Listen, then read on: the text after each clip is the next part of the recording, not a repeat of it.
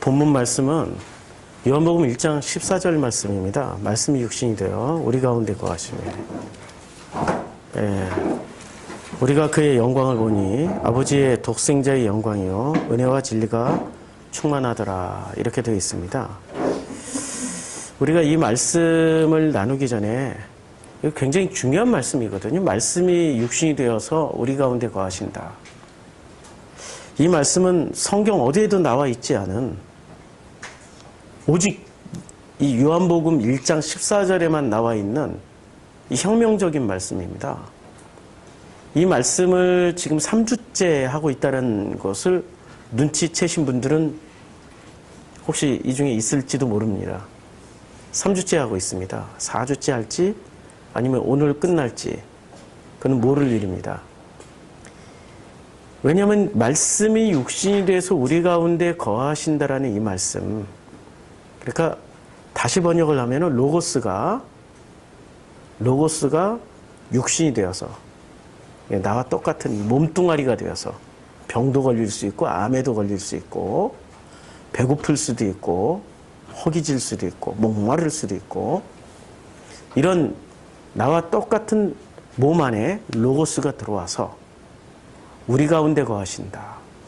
거하신다라는 그 말씀이 신약 성경에 한 5번밖에 안 나오거든요. 요한복음에 딱 한 번 나오고 나머지 4번은 요한계시록에 다 나옵니다. 이 말씀을 한번 보면은 거하신다라는 이 내용이 스케노예요. 스케노인데 지금 2, 4, 5번 나오잖아요. 5번 나오는데 요한복음에 나오고 나머지 전부 다 요한계시록에 나옵니다. 요한만 사용했어요. 이 거하신다라는 단어를. 이 스케노를 요한만 사용했는데 이 본래의 의미가 이런 뜻입니다. 요한계시록 7장 15절에 이 스케노가 이런 뜻으로 쓰여졌어요. 그러므로 그들이 하나님의 보좌 앞에 있고 또 그의 성전에서 밤낮 하나님을 섬김에 보좌에 앉으시니가 그들 위에 장막을 치시니 할 때 이 장막을 치신다라는 뜻입니다. 스케노가 거한다라는 뜻도 돼요. 근데 어떻게 해서 거하게 되는 거냐면 집을 짓고 함께 사는 의미로 거하신다라는 거죠. 집을 짓고 함께 사는 의미. 그런 의미로 로고스가 육신 안에 들어와서 우리와 함께 거하신다. 논리적 모순이 있죠. 어떤 모순이 있을까요? 자, 첫째는 로고스로 시작했는데 로고스 단수로 시작했는데 근데 거하실 때는 어디에 거하세요? 로고스가 육신 안에 들어갔는데 육신도 이게 단수란 말입니다. 그런데 어디에 스케노 하세요? 어디에 장막을 짓고 살으세요? 우리. 뭔가가 지금 여기 보면은 문장에 보면 여기 쉼표가 있죠? 그래서 한번 끊고 접속사 카이가 나온단 말입니다. 그러니까 직역을 하면 이렇게 되는 거죠. 그리고 그 로고스가 사르크스, 육신이 돼요. 그러니까 사르크스라는 게 그냥 우리는 무슨 대단한 의미를 부여하는데 이 사르크스라는 게 성경에서는 우리 몸, 이 바디를 말할 때 2개의 단어로 씁니다. 하나 사르크스고 또 하나는 소마라는 단어를 씁니다. 근데 이 소마는 특별하게 구분을 해서 써요. 어떻게 구분해서 쓰냐면 주로 부활 후에 특별한 몸이 되잖아요. 벽을 통과하신다든지 뭐 홀연히 사라지신다든지 이럴 때 쓰는 단어가 소마입니다. 똑같은 몸인데 구분을 했어요. 이건 거룩한 몸 정도로 생각하시면 되고 사르크스는 어떻게 쓰여졌냐면 사르크스는 주로 이런 용도예요. 감기에도 걸릴 수 있고 암에도 걸릴 수 있고 에이즈도 걸릴 수 있고 근데 감기는 괜찮은데 에이즈는 너무 불결하지 않아요? 이런 고정관념에서 벗어나시고 모든 병에 걸릴 수 있고 또 모든 밥을 안 먹으면 배고플 수 있고 허기지고 목마를 수 있는 몸, 이게 바로 사르크스입니다. 근데 이 로고스가 소마로 들어오는 것은 우리가 이해를 해요. 왜냐면 로고스가 거룩하니까 거룩한 몸으로 들어가는 걸 이해를 하는데, 로고스가 이렇게 에이즈도 걸릴 수 있는 이 사르크스에 들어간단 말이에요. 감기에도 걸리고 암에도 걸리고, 이런 사르크스라는 몸뚱이에 들어가는 게 도대체 어떤 의미가 있을까요? 만약에 소마에 들어갔다라고 요한복음 저자가 이야기를 했다면은, 지금 로고스는 가장 먼저 취하는 게 뭘 취하냐면 거룩성을 취하게 됩니다. 거룩함을 취하는 순간 로고스는 무엇이 되냐면 숭배의 대상이 돼요. 그래서 종교로 가게 되어 있습니다. 그런데 로고스가 소마로 안 들어가고 이 고깃 덩어리, 우리 여기 1층이 그 정육점이잖아요. 우리 교회 1층이 그 정육점에 걸려있는 그 고기가 사르크스예요. 그 사르크스에 들어갔어요, 로고스가. 그러니까 이거는 사르크스에 들어갔다는 말은 반대의 개념입니다. 거룩함도 아니고 숭배의 대상도 아니고 종교도 아니란 뜻이에요. 특별히 구분된 어떤 몸이 아니라는 거죠. 지금 이 개념은 정확하게 무엇과 지금 반대가 되냐면은 어린 양과 반대가 됩니다. 지금 요한복음에 나오는 개념 중에 하나가 어린 양 예수라고 나옵니다. 수없이 나와요. 지금 요한복음의 특징은 예수를 소개하는데, 마태복음은 왕으로서의 예수를 소개해요. 왕으로 오신 예수. 그런데 요한복음은 특별하게 이 어린 양이라는 개념을 도입을 했어요. 어린 양 예수. 보라, 세상에 쥐고 가는 하나님의 어린 양이로다. 요한복음 1장 제일 먼저 예수를 소개하는 장면이 어린 양이라고 소개하고 있습니다. 그런데 이 어린 양이라는 개념을 누가 얘기를 했죠? 예수가 얘기했나요? 주님, 아버지가 얘기했나요? 사람들이 얘기했나요? 아니면 종교의 대표인 요한이 얘기했나요? 종교의 대표인 요한이. 그러니까 어린 양 예수라고 말을 할 때는 소마 개념일까요? 사르크스 개념일까요? 소마 개념이에요. 그래서 세례 요한이 착각했다라고 말씀드리는 겁니다. 예수를 소마 개념으로 본 거예요. 사르크스로 오신 분이시니까요. 그러니까 굉장히 큰 의미가 있는 거예요. 나를 한번 보세요. 나는 거룩합니까? 아니죠. 나는 숭배의 대상입니까? 아니죠. 나는 종교 행위를 할 때 참 행복하고 너무너무 우아하고 멋지고 아름다워집니까? 아니죠. 가장 비참해지죠. 종교 행위를 하면 할수록 못한다라는 것을 확인하잖아요. 율법을 지키려고 하면 할수록 안 된다라는 것을 확인하잖아요. 그러니까 이 로고스가 만약에 소마에 담겨서 왔다면은 저희들에게는 좌절이 될 겁니다. 우리가 될 수 없다는 얘기죠. 우리가 될 수 있다는 얘기는 나는 이 사르크스이기 때문에 거룩하지도 않고 숭배의 대상도 아니고 종교심도 아니야. 종교의 어떤 부분도 아니야. 그런데 로고스가 나라는 사르크스 안에 들어왔어. 그런데 나라는 사르크스가, 로고스가 나라는 사르크스 안에 담겨서 우리가 됐네? 와, 이게 복음 아닙니까? 할렐루야? 이게 복음이잖아요. 전혀 자격이 없고 아무것도 아닌데 이렇게 담아주신다라는 말씀을 지금 하시고 있는 거죠.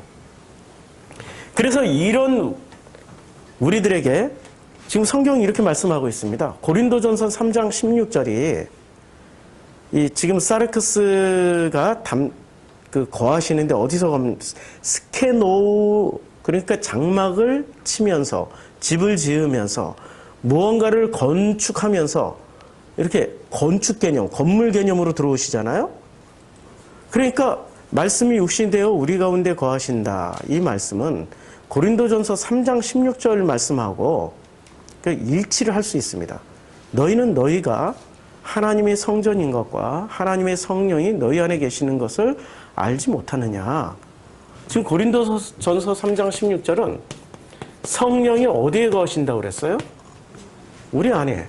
근데 우리라는 말은 여기서 너희 안에, 여기 지금 너희 안에 거한다고 그랬으니까 너희가, 자, 너희 안에 거하는데 이 너희가 지금 누구란 얘기예요? 여기서 말하는 지금 로고스가 육신이 되었다. 우리 안에 거주하신다. 제가 다시 번역을 했어요. 우리 안에 거주하신다라는 개념에 이 우리와 너희를 다시 바꾸면 우리가 되는 거죠. 지금 바울이 이야기할 때 너희지만 그걸 받는 나는 우리가 되는 거예요. 나들이 되니까. 그럼 여기서 말하는 우리와 로고스가 육신이 되었다. 우리 안에 거주하신다라는 이 우리가 같은 우리일까요? 다른 우리일까요? 예? 같은 우리일까요? 다른 우리일까요? 너무 어렵나요? 예? 같은 우리일까요? 다른 우리일까요? 요 우리와 요 우리가 다른 우리예요. 나라는 존재는 같아요. 여기서 나는 같은데 너희는 순수한 나들만 모여 있는 거예요. 근데 여기서 우리는 나 플러스 누구예요? 나들이 아니고 호로고스. 호로고스. 이 호로고스와 묶여져 있는, 그리고 이 호로고스는 어디로부터 왔어요? 누구로부터? 아버지로부터 왔죠. 그렇죠? 이렇게 되어 있는 분, 이게 지금 우리고 여기는 나의 복수들. 그러니까 우리가 되는 거예요. 똑같은 우리인데 분리를 해보면은 이렇게 분석이 가능한 거죠. 그러니까 이 나들을 이제 문장 그대로 받는 거예요. 이 나들은 실제로 내용면으로 보니까 성령이 우리 안에 성전으로 자리를 잡으신다라는 거죠. 지금 로고스가 육신이 되었다, 우리 안에 거주하신다라는 개념하고 이게 다른 개념일까요? 같은 개념이죠. 같은 개념이에요. 자, 성전도 성령이 우리 안에 거주하실 때는 이거 뭔가를 이렇게 스케노 개념으로 들어오시는 거예요. 스케노가 무슨 뜻이죠? 예. 번역은 거하신다, 거하셨다. 이게 지금 거하셨다. 직설법 과거예요. 거하셨다로 번역하는 게 더 정확한 번역인데, 근데 스케노가 우리에게 거하셨다라는 것으로 번역했지만 실제 의미는 뭔가 텐트라든지 건축물을 짓고 들어 앉은 거예요.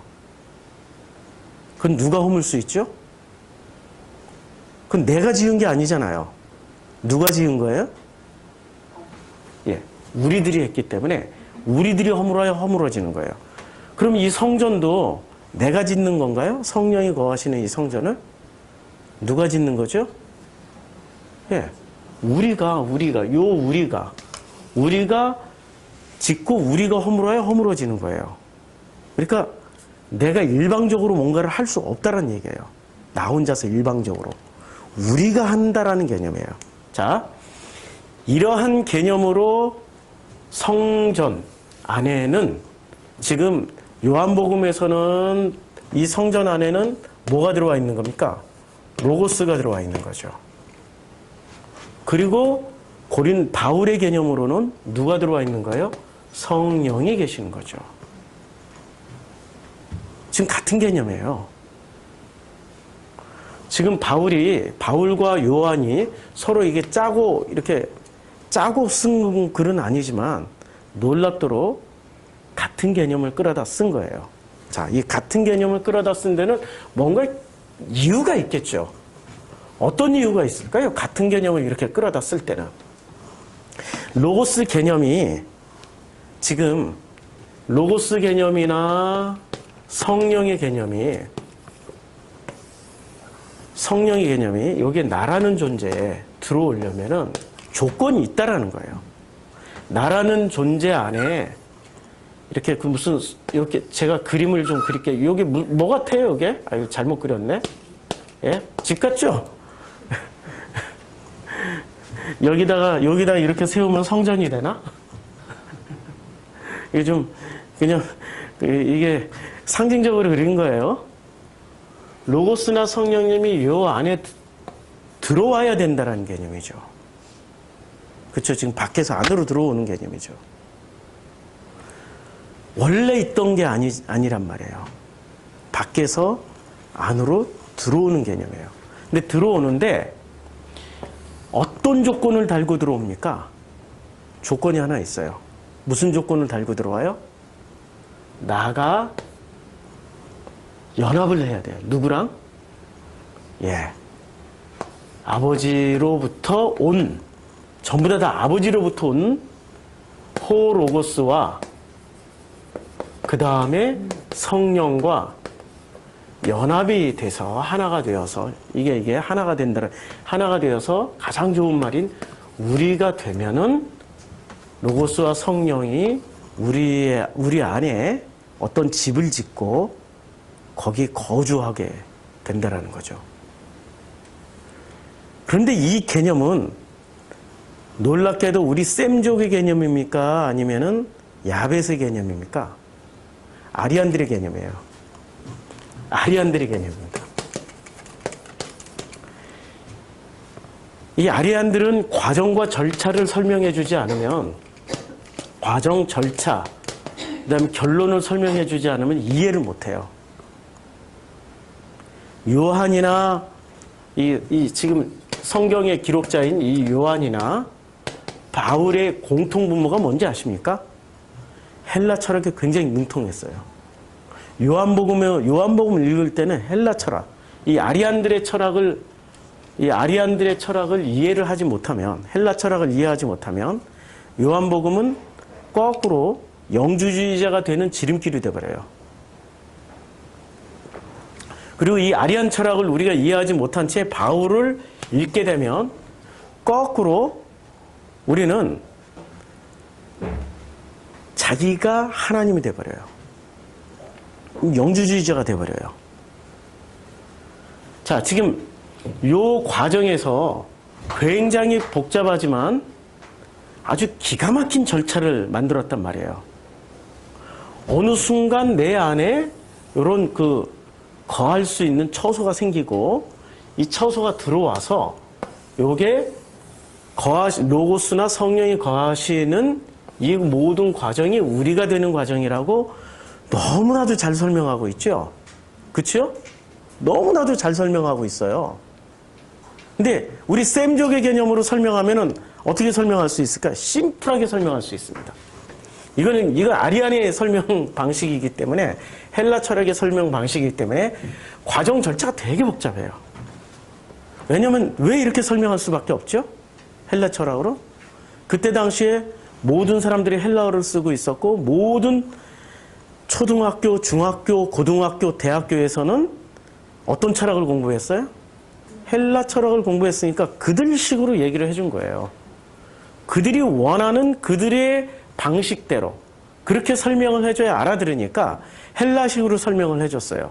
근데 이것을 셈족 방식으로 설명하면 이렇게 설명하면 끝나요.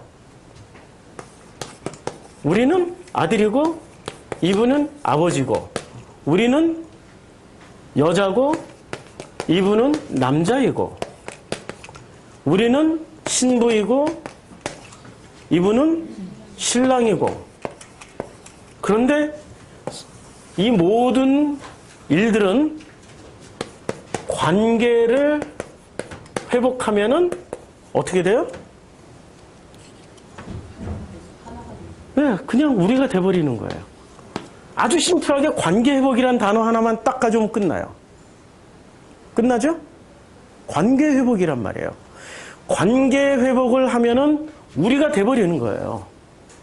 그런데 이 사람들은 관계 회복이라는 단어를 쓰지 않고 말씀이 호로고스가 사르크스가 되었다.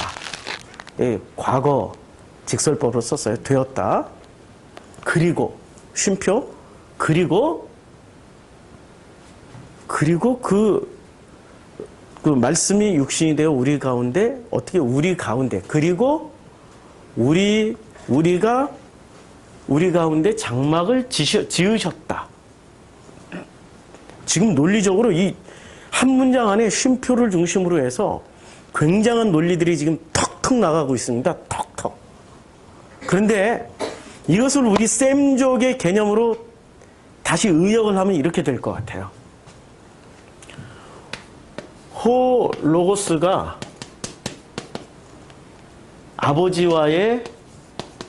아버지와 나와의 관계를 회복하셨다. 그러면 너무 심플해요. 그렇죠? 논리적으로 넘어갈 필요도 없고 우리는 호 로고스와 아버지와 나와의 관계를 회복하셨다. 끝. 회복된 관계를 보니 아버지께서 그렇게 원하시던 단 하나의 유일하신 영광이 되어버렸다. 그 영광이 된 우리들을 보니까 아버지의 은혜와 진리가 충만했다. 심플하죠? 복잡한 과정이 없는 거예요. 근데 이렇게 복잡한 과정 절차를 취할 수밖에 없었던 게 이때 당시에 모든 사람들은 헬라 철학을 하고 있었고 헬라어를 쓰고 있었기 때문에 복잡한 논리 절차를 쓸 수밖에 없었던 거죠. 근데 이런 것을 이해를 해야 하는데 우리는 놀랍게도 사람들은 있잖아요. 보고 싶은 것만 보고 믿고 싶은 것만 믿고 살아갑니다. 이게 사람들이에요. 사람들은 자기가 보고 싶은 것만 보고 믿고 싶은 것만 믿어요. 그래서 복음이 뭐냐라고 물어보면 복음이 뭐죠? 복음이 뭐죠? 라고 이렇게 물어보면 종교인들은 10중 8구 복음은 뭐라고 대답을 합니까? 예수, 십자가, 부활, 이 모든 내용이 어디에 귀결돼요? 예수, 십자가, 부활, 구원. 그래서 뭐라고 얘기를 하죠? 예당, 불옥. 무슨 말인지 아죠? 예수 천당, 불신지옥. 이걸로 귀결이 돼요. 예당 불옥으로 다 가요. 이게 복음 맞을까요? 이거 복음이라고 저 지난 50년 넘게 배웠고 이걸 복음이라고 굳게 믿고 잡고 왔어요. 그래서 이 복음, 실제 복음은 또 이것도 아니야. 예수 십자가 부활이 무엇을 위해서 존재해요? 구원을 위해서 존재하죠. 구원을 받아야 불신지옥으로 안 빠지니까. 이 결론은, 복음의 결론은 그러니까 뭐냐면 구원이에요, 구원. 구원의 도를 얘기해주면 다 그게 복음이다라고 사람들은 생각을 하고 있어요. 이게 종교적 습성이에요, 종교적 습성. 종교적 습성은, 자,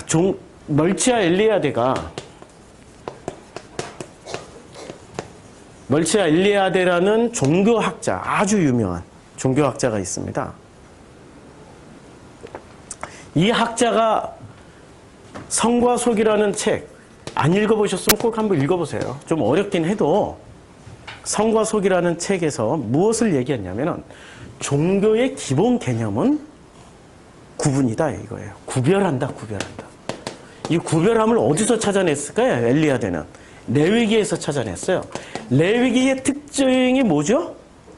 전부 다 거룩한 것과 거룩하지 않은 것을 구분하는 거예요. 제물로 소를 한 마리 잡더라도 소 한 마리 내에 거룩한 것이 있고 거룩하지 않은 것이 있어요. 거룩한 것은 뭐죠? 소 한 마리 딱 잡았어요. 드디어 소 한 마리를 잡았어요. 목숨을 끊어버렸어요. 그럼 제일 거룩한 게 뭐가 돼야 돼요? 일단은 소 잡을 때 제일 거룩한 게 목숨이 돼야 되는데 목숨은 거룩하지 않은 거예요. 그런데 그 중에 이제 죽은 소예요. 지금은 목숨이 떠난 소예요. 목숨이 떠난 소의 어느 부위가 제일 거룩합니까? 예? 제일 거룩한 부분이 어느 부분이세요? 기름. 일명 비계. 기름이 제일 거룩한 거예요. 그러면 이게 제일 거룩한 개념이 되고 제일 속스러운 개념. 이게 성스러운 개념은 속스러운 개념의 부위는 어딜까요? 예? 예, 내장 속에 있는 똥. 이건 쫙 순대 발라내듯이 쫙 발라내가지고 다 모아서 밖에다 버려버려요. 예. 거룩한 것은 어떻게 돼요? 그런데 불결한 것, 부정한 것은, 속스러운 것은 어떻게 돼요? 다 모아서 밖에다가 버려요. 집 밖에다가 땅에 묻든지 뭐 어든지 좌우지간. 그런데 거룩한 것은 특이해요. 거룩한 것은 어떻게 해야 되죠? 제일 거룩한 것은? 예, 태워요. 왜 태울까요? 왜 태울까요? 예? 하늘로 올라가라고. 예. 하늘로 올라가라고. 그렇죠. 하늘로 올라가겠죠. 연기니까. 학자들은 왜 이걸 연구를 안 할까? 왜 태울까? 왜 태워만 할까? 예. 자, 솔로몬이 하루에 1000마리를 잡았어요. 소. 1000마리의 기름을 다 태운다고 생각을 해봐요. 1000마리 잡는 것도 문제야. 한 사람이 지금 시카고의 도살장에서 이 소 잡는 전문가가 한 사람이 도축할 수 있는, 소를 분해할 수 있는 하루에 몇 마리나 분해 가능하다고 그러죠? 7마리에서 8마리. 전문 레위가 소 한 마리를 분해하는데 하루 종일 7마리에서 8마리를 분해한다고 보면 돼요. 1000마리를 잡으려면 레위가 몇 명 들어가야 되죠? 레위가 최소한 몇백 명이 들어가야 되는 거예요. 그리고 문제는 그 1000마리의 소에서 나오는 그 피는 어떻게 감당이 돼요? 소는 사람의 몇 배란 말이에요. 그 몸에서 나올 수 있는 피의 양도 어마어마할 텐데 예루살렘 길바닥이 전부 다 이 피로 홍건하게 고여 있어야 되겠죠? 근데 예루살렘에는 피가 고여 있다라는 기록은 한 번도 없어요. 그럼 성전 안에는 뭐가 처리 장치가 돼 있어야 되는 거죠? 하수 종말 장치 같이 피 처리 장치가 돼 있어야 돼요. 이게 똥이나 이런 불결한 것들은 다 쏟아내버릴 수 있는 과학적인 장치가 돼 있지 않으면은 그거 엄청난 피가 예루살렘 도시를 가득히 채울 것이고 똥 냄새에 파리에 벌레가 들을 겁니다. 그럼 예루살렘은 제사드리다가 전부 다 전염병이 돌아서 돌아가셨더라. 이런 기록 장치가 나오겠죠. 자, 우리는 있잖아요. 우리가 지금 성과 속을 통해서 지금 멀치야 엘리야대는 뭘 보여주는 거냐면은 거룩하다라는 개념을 뒤집어 엎어버리는 거예요, 지금. 사실은 제일 거룩한 게 소의 어느 부분이어야 되죠? 목숨이 제일 거룩한 거죠. 생명이 제일 거룩한 거란 말입니다. 그렇잖아요? 근데 사람들의 관심은 전부 어디에 가 있어요? 여기에 가 있단 말이에요. 기름과 고기 덩어리에. 생명에가 가 있지 않은 거죠. 우리는 왜 이렇게 종교 안에 들어가면은 진짜 거룩한 것이 무엇인지를 상실해버리냐 이거죠.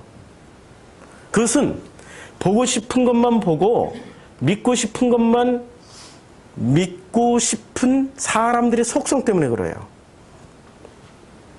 이렇게 보고 싶은 것만 보고 믿고 싶은 것만 믿고 사는 사람들의 대표가 누구였냐면 바리새인들이었습니다. 바리새인은 몇백 년 동안 형성되어 있던 이 조로아스터교로부터 흘러나왔던 서원학 개념을 굳게 잡았고 거기서 나온 개념만 믿었어요. 거기에 조금이라도 틀리면은 다 없애버렸습니다. 참 무서운 사람들이에요, 이 바리새. 근데 바리새가 2000년 전에만 있었던 게 아니라 지금은 훨씬 더 많아졌다라는 걸 아셔야 돼요. 훨씬 더 많아졌다. 지금도 우리 교회는 말고 저 옆에 교회들 이런 데 가면 바리새들이 벌써 있어가지고 아니 목사가 왜 넥타이 안 메고 와? 목사 머리카락이 이렇게 자연스러우면 되는 거야? 뭐 이거부터 시작해야죠. 예배는 안 드리고 모든 초점과 관심의 목사 복장, 얼굴, 생김새, 옷이 왜 바지가 저 모양으로 많이 구겨졌어? 주일날에는 거룩하게 입고 와야 될 거 아니야? 거룩하게. 아우 승질나. 거룩이라는 개념을 어디다 써먹어요? 지금 생명이라는 것을 보지 않고 무엇을 봐요? 기름덩어리하고 고깃덩어리만 보고 똥을 분리해내려고 온갖 에너지를 쏟고 있었던 사람들이 바리새들이었다면 지금도 교회 안에 바리새들이 있는 거죠. 우리 안에 바리새가 존재하는 거죠. 내 안에 바리새가. 꼭 2000년 전에 바리새들만 얘기하는 게 아닙니다. 내가 바리새 속성을 가지고 있었던 사람들이었죠. 바리새 얘기가 나왔는데 사람들은 이렇게 생각을 합니다. 변치 않는 게 정말 좋은 거야. 그래, 사랑이라는 개념, 그 다음에 관계 형성이 되면 그건 변치 않는 게 좋아. 그럼 끝까지 오래 가는 게 좋아요. 그런데 거꾸로 변해야만 좋은 것도 있어요. 변하지 않으려고 법칙대로 사는 게 좋은 거다라고 주장하는 사람들. 변치 않는 게 정말 좋은 거야. 변하지 않으려고 법칙을 하나 붙잡고 법칙대로만 사는 게 진짜 좋은 거야 라고 주장하는 사람들이 있습니다. 그게 누구예요? 바리새. 예수가 와서 그게 아니야, 바꾸자고, 바뀌라고 말씀하는데 바리새들은 어떻게 얘기를 해요? 변치 않는 게 좋은 거라니까 바꾸기 싫어. 변하지 않아야 돼. 율법대로, 이 율법대로 우리는 살아갈 거야. 네가 안식일을 어겼어? 그럼 넌 죽어야 돼. 누가 그랬어요? 우리는 있잖아요. 보고 싶은 것만 보고 믿고 싶은 것만 믿는 사람들이에요. 보고 싶은 것만 보고 믿고 싶은 것만 믿는다면은 그 사람은 어떤 사람입니까? 바뀌는 사람이에요? 바뀌지 않는 사람이에요? 바뀌지 않는 사람이라니까요? 그런 사람에게 누가 찾아와요? 병든 자에게라야 의사가 필요한 거야. 누가 병든 거예요? 보고 싶은 것만 보고 믿고 싶은 것만 믿고 바뀌지 않으려고 하는 사람들이 그 사람들이 병든 사람들이에요. 그 사람들에게 누가 찾아와요? 예수가 찾아오죠. 의사이신 예수가 찾아오는데 예수가 어떤 형태로 찾아오십니까? 지금은 로고스의 형태로 우리라는 육신에 찾아오시는 거예요. 근데 이 육신에는 전제 조건이 있습니다. 계시록 3장에 어떻게 얘기합니까? 보라, 내가 문 밖에 서서 문을 두드려. 무슨 문을 두드려요? 두드릴 때는 그게 육신이에요. 우리의 그 병 걸릴 수 있는, 배고픈, 마음 아프고, 아니 힘들고 목마른 그 육신의 문을 계속 두드려요. 근데 우리 육신은 착각하고 있어요. 어떤 착각을 하고 있냐면은 나는 배고프지 않아. 나는 목마르지 않다니까. 나는 병에도 안 걸려 있어. 내 육신은 이미 눈을 다 뜨고 있고 내 육신은 냄새도 잘 맡고 있고 내가 가지고 있는 이 귀라는 육신은 잘 듣고 있어. 전혀 필요치 않아. 나는 바꿀 필요도 없고 너에게 문을 열 필요도 없어 라고 얘기를 해요. 그런데 이 홀로고스는 어떻게 돼요? 예수로 오신 이 홀로고스는 끊임없이 문을 두드리고 있어요. 두드리면서 뭐라고 말씀하고 있습니까? 너희는 진짜 배고픈 사람들이야. 내가 먹여줄게. 너희는 정말로 목마른 사람이야. 물을 줄게. 너희는 눈을 떴다고 하지만 눈을 못 뜨고 있어. 눈 뜨게 해줄게.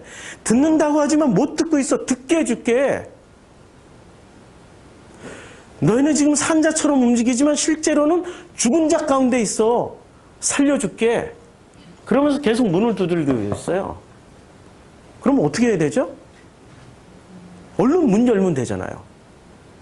얼른 문 안 열고 두들기는 사람을 시끄럽게 한다고 죽여버려요. 바리새가 그랬다니까요? 우리 지금 남의 얘기가 아니에요. 바리새가 그랬어요. 바리새가. 누가 바리새예요 지금은? 내가 바리새라니까요. 내가 바리새예요. 새로운 지식을 받아들이는 일은 굉장히 어려운 일이에요. 새로운 지식을 받아들이는 일은 굉장히 어려운 일이에요. 왜냐하면 확고하게 자리를 잡았던 자기 지식이 자리를 내어주어야 가능한 일이기 때문에 그래요.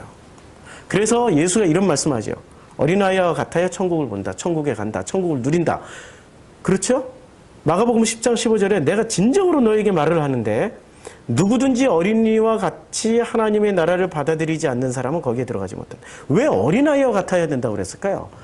어린아이의 특징 중에 가장 큰 특징은요. 어른처럼 저항을 안 합니다. 어떤 지식이 들어올 때 부모가 또 관계 형성이 된 부모가 무언가를 할 때 받아들여요.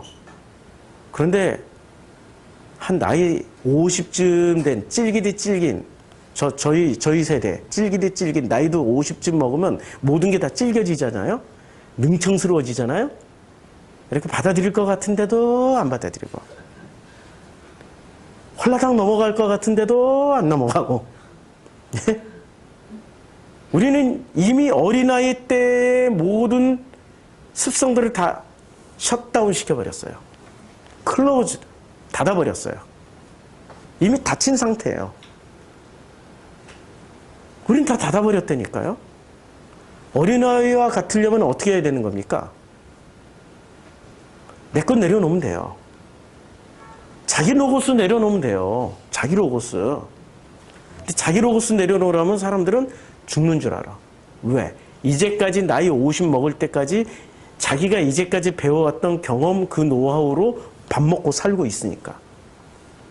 밥 먹고 사는 방식 자체를 다 내려놓는 것처럼 착각을 한단 말이에요. 그걸 죽음이라고 생각하고 밥줄 놓는 것을 겨우 죽음 정도로 생각하고 있는 거야. 밥줄 놓는다고 안 죽어요. 돈 안 번다고 안 죽는다고요. 다 먹고 살게 돼 있어요. 누가 먹여 살려주세요? 그때부터 하나님이 우리를 섬기신다고요.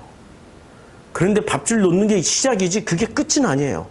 그때부터 시작해서 하나님이 우리를 만들어 가시는데 이거는 밥그릇 놓는 것보다 더 고통스러운 일. 밥그릇은 우리 요것의 일이잖아요. 사르크스의 일이잖아요. 그런데 이 사르크스의 고통보다 더한 고통이 시작돼요. 그 무슨 고통이죠? 마음의 고통이 시작돼요. 예수 잘 믿는 사람들이 왜 고통을 당해야 될까요? 신앙생활 잘하는 사람들이 왜 고통을 당해야 되죠? 이 질문을 누가 했는 줄 아세요? 이 질문은 바벨론의 포로로 끌려갔던 유대인들이 던졌던 질문들이에요. 우리가 그렇게 몇천 년 동안 야훼, 엘로힘, 아도나이 당신을 섬겼는데 왜 우리가 폭삭 망해서 성전은 황폐, 돌 하나도 도리에 남기지 않고 완전히 가루가 되었고 예루살렘은 전부 불타서 초토화가 됐고 그리고 우리는 왜 여기 끌려왔냐고. 바벨론에 끌려갔던 이 유대인들이 던진 질문들이에요. 하나님 살아 계시기는 하냐고. 살아있으면 우리 음성을 들어보라고. 그래서 나온 노래가 유명한 노래. 뭐 바벨론 강가에서 그 누가 불렀죠? 흑인들 나와가지고 뭐 바벨론 강가에서 뭐 사이언이 시온이잖아요. 시온을 생각하면 눈물을 짓는다. 근데 노래 분위기는 아주 흥겨워. 니들 너도 바벨론 하면서 나오는 흥겹게 부르는 내용은 되게 슬픈 내용이에요. 그 사람들이 바벨론 강가에서 정말로 엄청난 눈물과 탄식과 아픔으로 바벨론 강가에서 불렀던, 왜 하나님은 침묵하시냐, 왜 응답하지 않느냐, 그런 부르짖음을 이렇게 눈물로 호소할 때 그 사람들이 뭔가를 잘하고 있는 걸까요? 착각하고 있는 걸까요? 착각하고 있는 거죠. 무슨 착각을 하고 있어요? 하나님이 우리와 함께하면 우리는 언제나 승리하고 이기고 잘 된다라는, 그건 대표적인 착각입니다. 하나님은 지금 로고스가 육신이 되었다. 로고스가 육신이 되었다. 이게 인투 개념이에요. 만약에 로고스 이꼴 육신이라면은, 와, 이거는 정말 놀라운 개념이죠. 이렇게 로고스가 육신이 되려면은 이렇게 들어가야 되는 개념이죠. 들어오실 때 뭐든지 내 몸 안에 뭐가 들어올 때는, 우리가 여기 그 의료업계에 종사하시는 분들이 있어서 알지만, 뭐든지 밖에 있는 것이 내 몸 안에 들어올 때는 편안하게 들어올 수 있는 방법은 딱 하나밖에 없어요. 맛있는 거 먹을 때만 편안하게 들어오지, 그 외의 방법은 다 고통스러운 거 아시죠? 주사바늘로 집어넣든 칼로 째고 집어넣든 다 힘든 거죠. 그래서 하나님이 이 로고스가 우리 안에 들어올 때는 수술로 들어오는 방식이 있어요. 히브리서 4장 16절 말씀처럼. 말씀은 살아있는 검이 돼서 째고 찢어서 들어오는 방법이 있지만, 그러나 본래 우리한테 주신 개념은 어떤 개념으로 들어오신다고 그랬어요? 만나와 메추라기로. 떡으로. 내 살을 먹고 내 피를 마셔. 먹는 개념으로 들어왔어요. 고통스럽게 들어온다는 얘기예요? 즐겁고 해피하게 들어온다는 얘기예요? 즐겁고 해피하게 들어오는데, 사람들은 뭘 선호하죠? 종교심이 있어가지고, 이 종교심이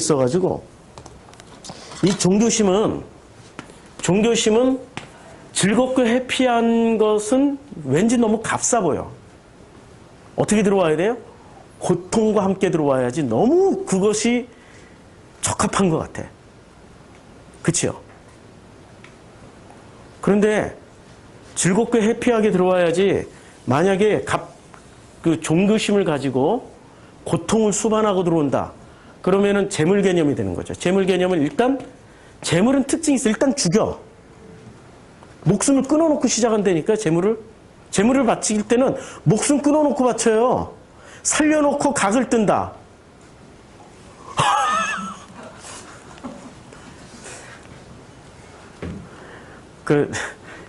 유대 종교는 잔인한 종교가 됩니다. 네. 살려놓고 각을 뜨고, 살려놓고 기름과 그 고기를 분리하고, 살려놓고 내장을 드러내서, 진짜 생각만 해도 그 눈물 흘리는 양의 생각을 하면은 끔찍할 겁니다. 그렇죠? 그 부르짖음, 울부짖음 소리가 온 예루살렘에 비참하게 울려 퍼질 겁니다. 일단 죽여놓고 시작하는 거죠. 그게 은혜죠. 예, 그게 십자가 개념이란 말이에요. 우리는 새로운 지식을 받아들인다라는 것은 두 가지 개념이에요. 행복하고 즐겁게 받아들일 수 있는 사람이 있고, 그냥 죽음으로 그냥 깔끔하게 받아들이는 사람이 있어요. 저항 없이. 행복하게 누가 받아들여요? 어린아이들은 행복하게 받아들여요.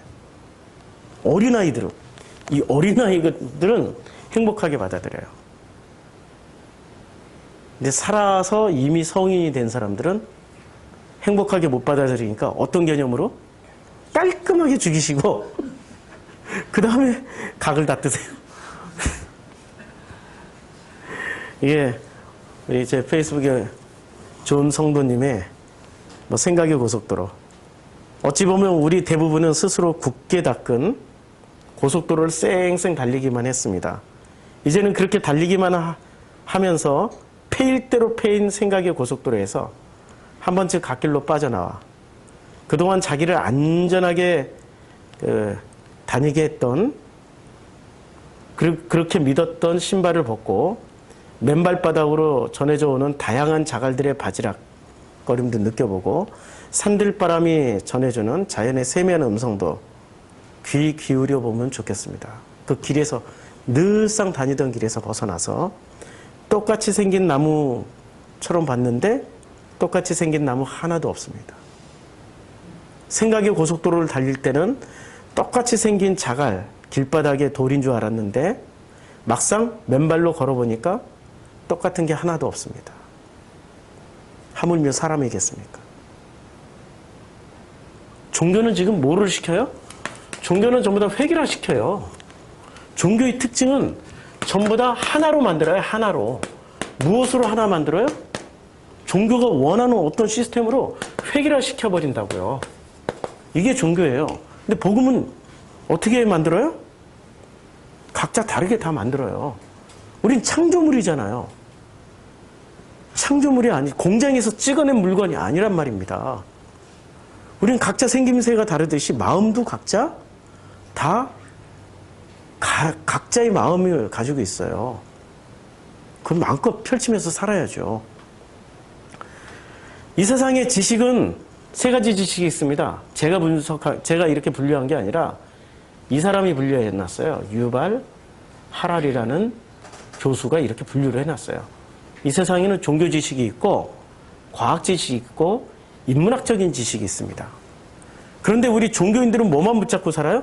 종교 지식만 붙잡고 살아요. 종교 지식 중에서도 성경 하나를 붙잡고 성경을 논리, 자기 로고스로만 성경을 해석하면서 이것을 진리야라고 하면서 종교 지식을 붙잡아요. 자기 로고스를 해석한 성경이 진리야라고 믿고 사는 사람들의 이름을 뭐라고 부르냐면 근본주의 뽕 맞은 사람들, 근뽕. 뽕이 뭔지 아시죠? 뽕 한 번 맞으면은 이거 없으면 못 살아요. 이거 없으면 금단 현상이 일어나고 떨리고 죽을 것 같아.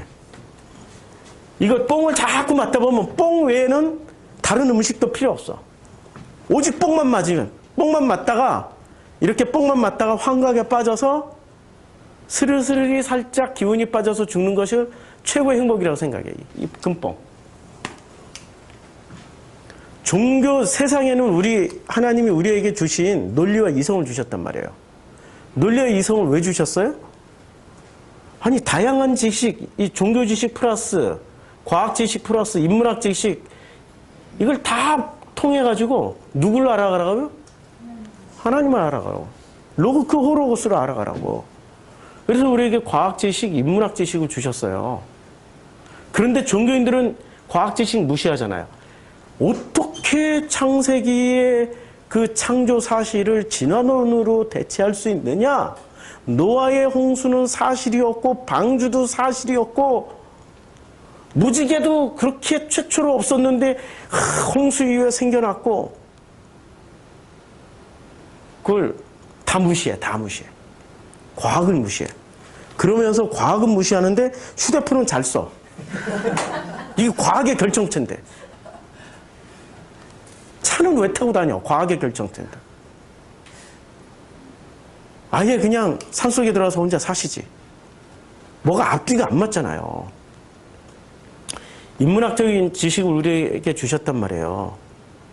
이게 종교 지식, 과학 지식, 인문학 지식은 무더위 쉼터 성경 공부를 1, 2, 3을 들어보세요.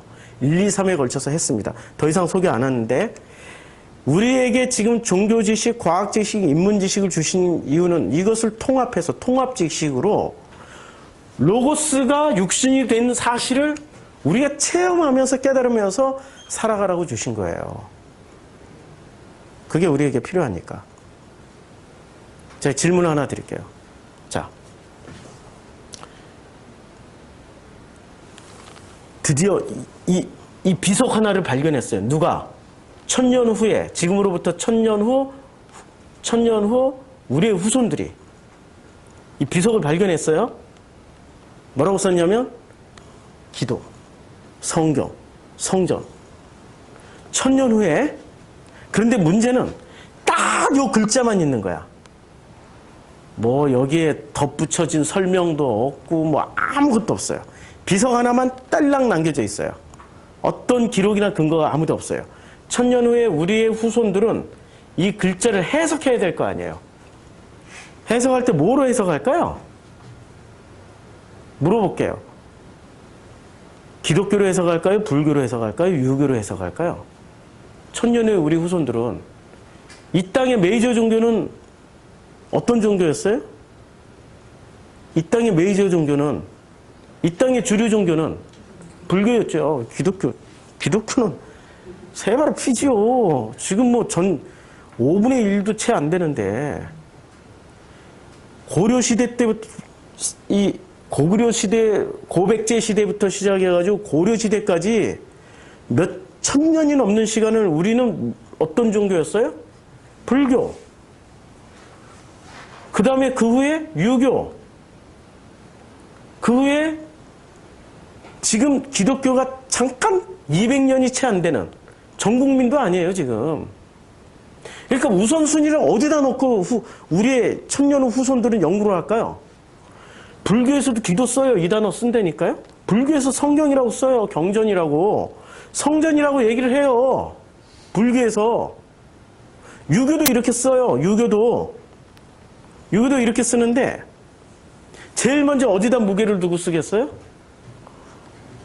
이거 불교에서 나온 용어인가 보다. 그 다음에 차선책으로 그래 500년 유교 역사에 쓰니까 유교인들이 썼나 보다. 그 다음에 진짜 소수 의견으로 혹시 기독교인들이 이런 얘기를 했을지도 모르지만 이거는 별로 무게중심이 없다. 이렇게 해석을 할 거란 말이에요. 우리는 우리의 착각에서 벗어나시라니까. 내가 속해 있는 기독교가 가장 강력하고 가장 힘 있는 이 종교심을 버리시라니까요. 우리에게 제일 무서운 거는 이 로고스가 우리 육신이 되었음에도 불구하고 우리 안에 거주하심에도 불구하고 이 로고스를 깨닫지 못하는 가장 강력한 이유는 뭐냐면 종교심 때문에 그래요. 이 종교심의 핵심은 내가 속해 있는 이 단체야말로, 이 종교야말로 절대적이라고 믿는 거예요.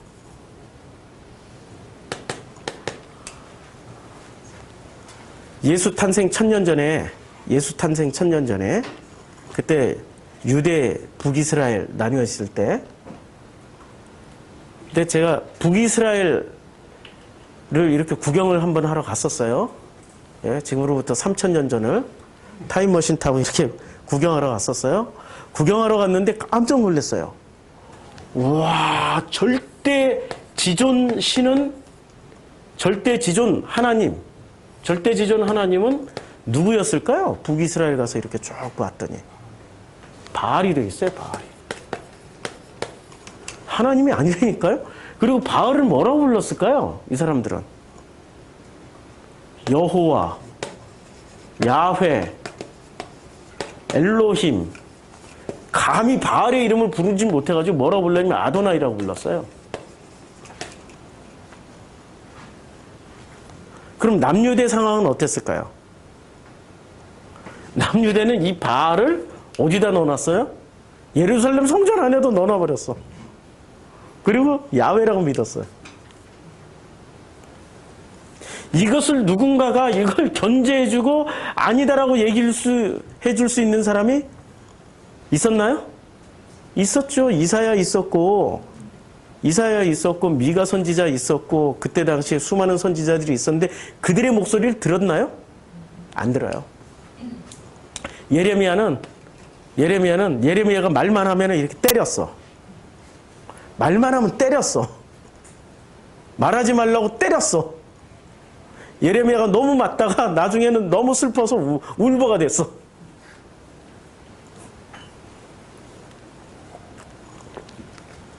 지금 1000년이라는 시간이 지나가면요, 우리는 그 시절을 몰라요. 제대로 복원이 안 돼요. 복원을 할 수가 없어요. 근데 문제는 성경이 몇 천 년에 걸쳐서 쓰여진 책이란 말이에요. 예를 들어서 이 성전이라는 단어가 수메르어의 에갈에서 나왔어요. 수메르어의 에갈에서 나왔고 아카드어의 에칼루에서 나왔어요. 이것이 에라는 발음에 뭐가 하나 이렇게 찍혀 있는데 이것을 우리는 발음을 해라고 불렀어요. 누가? 히브리 사람들이. 그래서 에갈, 에칼로, 헤칼로 바뀌었어요. 헤칼. 그럼 성전을 왜 수메르와 아카디어를 그대로 받아가지고 에갈을 그대로 받아서 왜 헤칼로 썼을까요? 이게 헤칼이에요, 지금. 헤칼. 이게 헤칼입니다. 왜 요 헤칼로 왜 썼을까요? 성전이란 단어를. 성전이란 단어를 왜 그대로 수메르어, 아카드어, 시브리어를 왜 이렇게 그대로 받았을까요? 이거 어떻게 받았는지 설명이 되나요? 설명 불가능이죠. 우리가 이 시절로 돌아갈 수도 없고, 다만 학자들이 어떻게 추측을 하냐면 이렇게 추측하는 거예요. 수메르의 성전 에갈을 볼 때 사람들이 와, 너무 끝내준다. 너무 끝내준다. 저는 서울시 지금 여기 구로에서는 안 보이지만 구로에서는 안 보여요. 신도림에서도 안 보여요. 근데 조금만 가면은 뭐가 보이냐면 전에는 남산타워가 보였는데 요새는 남산타워는 이쪽에 있다면 북쪽에 있다면 이게 동남쪽에 남산타워만큼 뚜렷하게 보이는 게 있어요. 뭐죠? 롯데타워. 롯데타워가 다 보여. 와. 부를 소망하고 성공을 소망하고 정말 모든 것을 이 사회에서의 만사 형통을 꿈꾸는 사람은 남산타워를 볼까요? 롯데타워를 볼까요? 롯데타워를 보는 거죠. 이 에갈이 그런 의미였어요. 그리고 이 아카드족이 대제국을 세웠어요. 아카드의 성전을 볼 때 이 히브리인들이 어떤 느낌을 가졌을까요? 이야, 우리도 저렇게 멋지게. 그러니까 그대로 받아버린 거죠. 헤칼로. 그러면 그들이 성전이라고 말하면은 성전 안에는 거룩이라는 개념이 들어가 있을까요? 성공이라는 개념이 들어가 있을까요? 그러니까 이 언어만 보더라도 성공이라는 개념이 들어가 있는 거예요. 그런데 이 성공이라는 개념이 뭐로 포장되어 있어요? 종교심으로 포장되어 있어요. 종교심을 빼야 된다니까요? 종교심, 신성성으로 다 포장이 되어 있어요. 요거 빼지 않으면은 이 성전의 기능을 뭐로만 보는 거예요? 성공, 번영, 출세, 축복으로만 보게 되는 거예요. 그래서 성전에 갈 때 정말로 경외하는 마음으로 가는 게 아니라 무슨 마음으로 가요? 축복받으려고 하는 거죠. 성공하려고 하는 거죠. 이게 지금 성전을 지었던 히브리인들의 마음이에요. 그대로 에칼을 받아버렸는데 수수께끼 한번 내볼까요? 제가 기원전 5,000년 전으로 갔어요. 자, 예루살렘 성전이 더 멋있었을까요? 수메르 사람들이 지었던 에칼이 더 멋있었을까요? 말 하나만에 에칼이야. 히브리의 예루살렘 성전이 더 멋있었을까요? 아카드인들이 만들었던 에칼루가 더 멋있었을까요? 여긴 대제국이란 말이에요. 이 아카드 제국이에요. 에칼루가 비교도 안 되게 금덩어리, 은덩어리, 사이즈 압도적으로 멋있었죠. 그러니 그걸 그대로 본따서 만든 거죠. 몇천 년 전을 복원하는 일이라는 건 불가능에 가깝습니다. 그런데 성서를 복원해서 읽어야 된다라고 말을 하면은 도대체 뭘 복원해내요? 타임머신 타고 와서 봐야 되나요?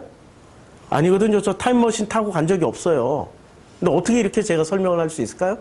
놀랍게도 모든 것에는 공통분모가 있습니다. 1000년 전, 2000년 전, 5000년 전, 몇천 년 전이도 공통분모가 있어요. 이 공통분모만 알면은 다 해석이 가능해요. 공통분모가 뭘까요?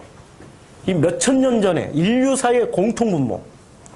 이 공통분모가 있어요. 이것을 그 공통분모로 성경은 이렇게 표현하고 있습니다. 전도서 1장 9절과 10절에서 이미 있던 것이 후에 다시 있겠고 이미 한 일을 후에 다시 할지라. 해 아래는 새 것이 없나니 새 것이 없어요. 그럼 다 있었다는 얘기예요. 공통분모가 있다는 얘기야. 해야란 새 것이 없다라는 것은 전 인류사의 전 시대를 거쳐서 언어와 민족과 피부색과 문화를 달리해서 다 사람들 사이에는 흐르고 있는 시간과 이게 공통분모는 일종의 4차원. 시간도 초월하죠. 지역도 초월하죠.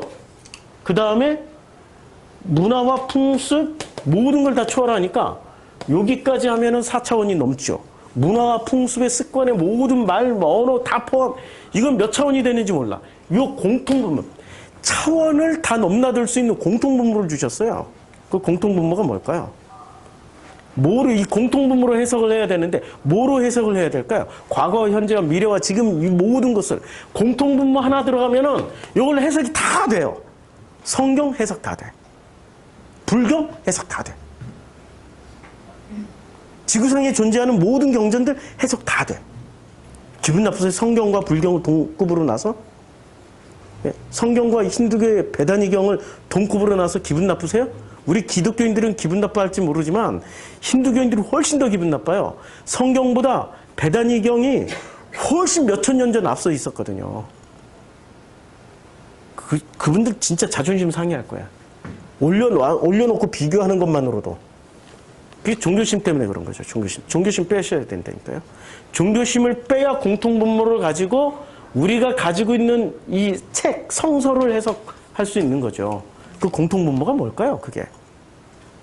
이 공통분모를 찾기 위해 가지고 불투만 같은 학자는 탈신화를 했어요. 탈신화. 번역을 어떻게 했냐면 비신화라고 번역을 했어요, 비신화. 근데 비신화가 아니고 신화에서 벗어나자 이거야. 엑소더스 하자. 엑소더스 해가지고 이 엑소더스 한 성서를 통해서 성서가 무슨 얘기를 하는지 본래의 것을 한번 들여다보자 했는데 성공했을까요? 오히려 실패했어요. 이 불투만은 지금 이 금뽕들이 불투만 하면은 뭐라고 얘기를 한 줄 아세요? 이를 갈아요. 불투만 하면 이를 갑니다. 죽이고 싶어하는 인물 중에 넘버원이야. 불투만이. 왜? 자유주의 신학을 드디어 열었다고. 감히 성서를 신화라고 얘기를 해? 응? 아니 어떻게 성서를 신화라고 얘기할 수 있어? 성서가 신화야? 성서는 진리지. 아니 성서 자체가 진리예요? 성서에서 말하고 있는 로고스가 진리예요? 성서의 로고스가 진리인 거죠. 로고스가 담겨 있으니까 진리. 로고스가 아무리 담겨 있어도 로고스를 해석하지 못하고 로고스를 발견하지 못하면 성서가 진리가 될 수 있습니까? 그건 전혀 상관없는 책이래요.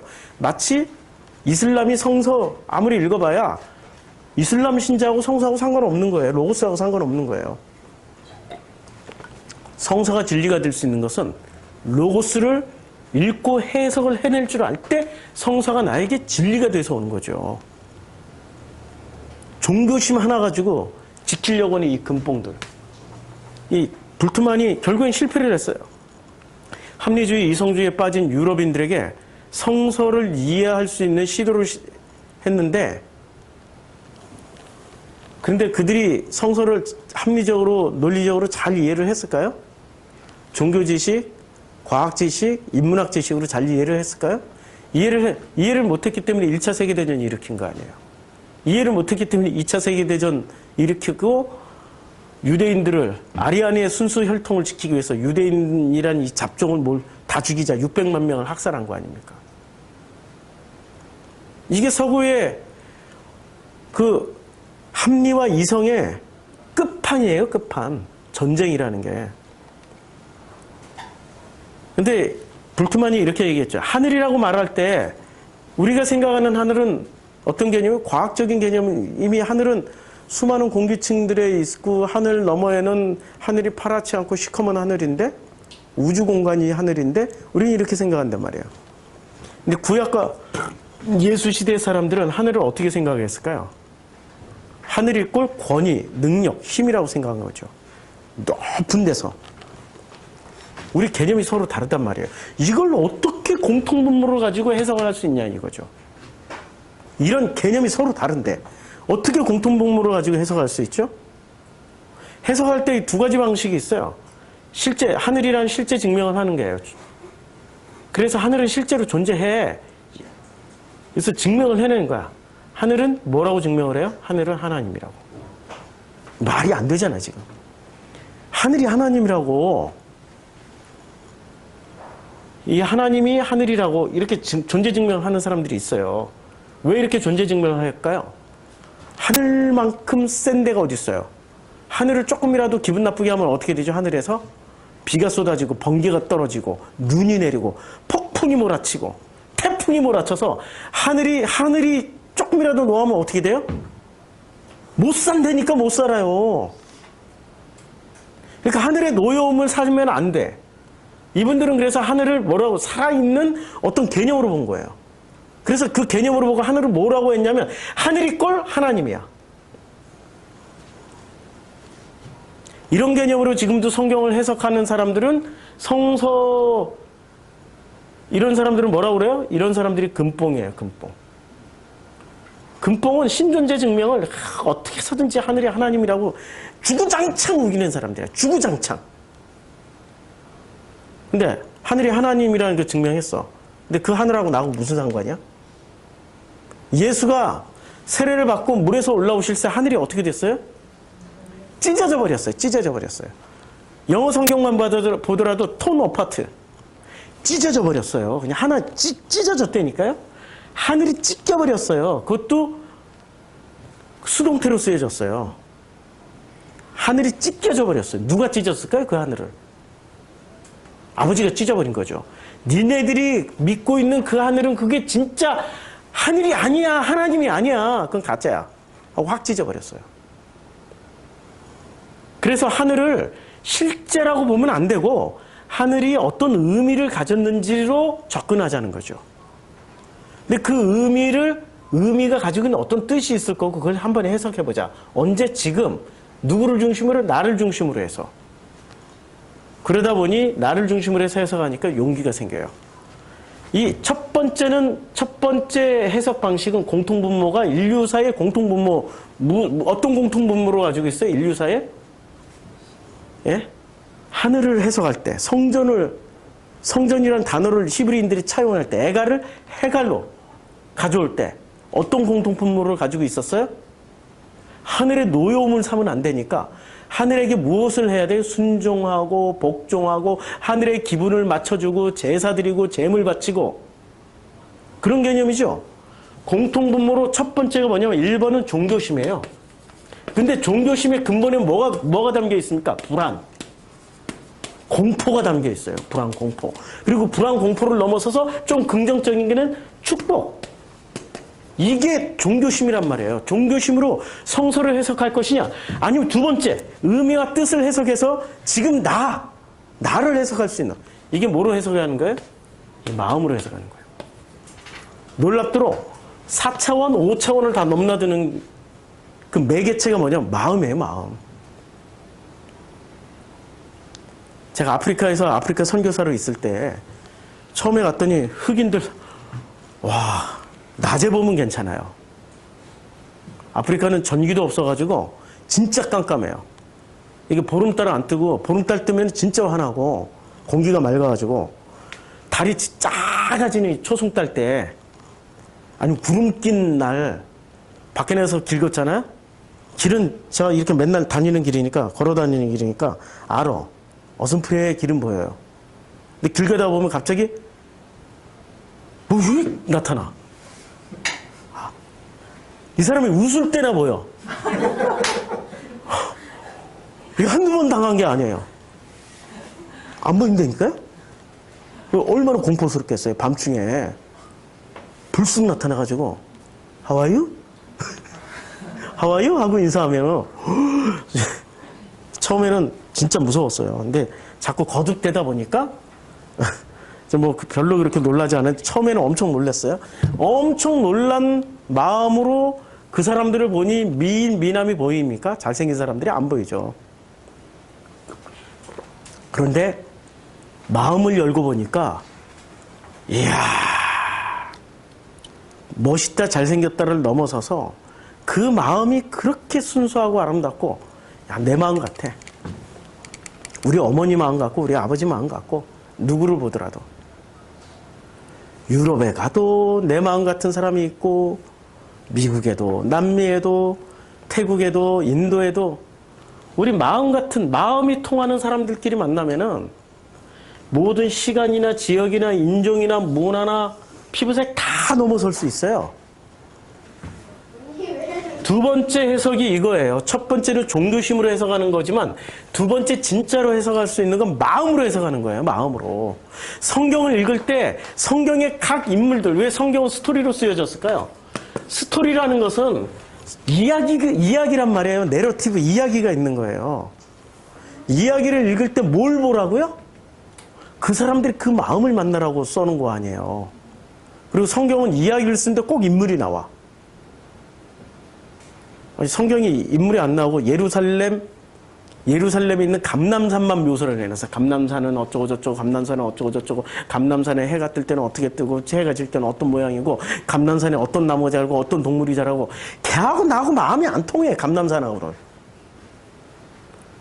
근데 야곱 이야기를 쓰니까 야곱의 마음과 내 마음이 통하는 거야. 내가 야곱이었네? 내가 아브라함이었네? 내가 이삭이었네? 마음이 통하는 거예요.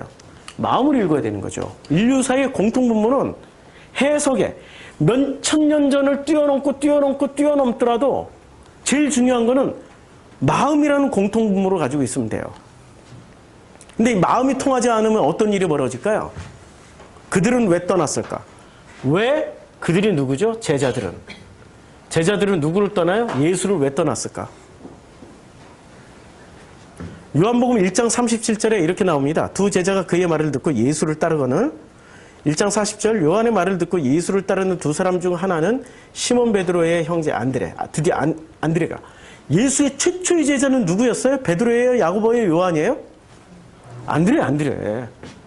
두 사람이 갔는데 두 사람 중 하나는 누구였어요? 안드레예요. 그리고 그가 먼저 자기의 형제 시몬을 찾아가 말하되 우리가 메시아를 만났다 하고 베드로를 데려갑니다. 그러니까 베드로는 세컨이야. 놀랍게 두 명이 갔는데 둘 중에 하나만 예수 따라갔어요. 이 사람은 이름도 안 나와. 누군지 아직도 알 수가 없어요. 그래서 누군지 알 수가 없기 때문에 공통분모, 종교심을 가진 사람과 마음을 가진 사람은, 종교심을 가진 사람은 뭘 연구하죠?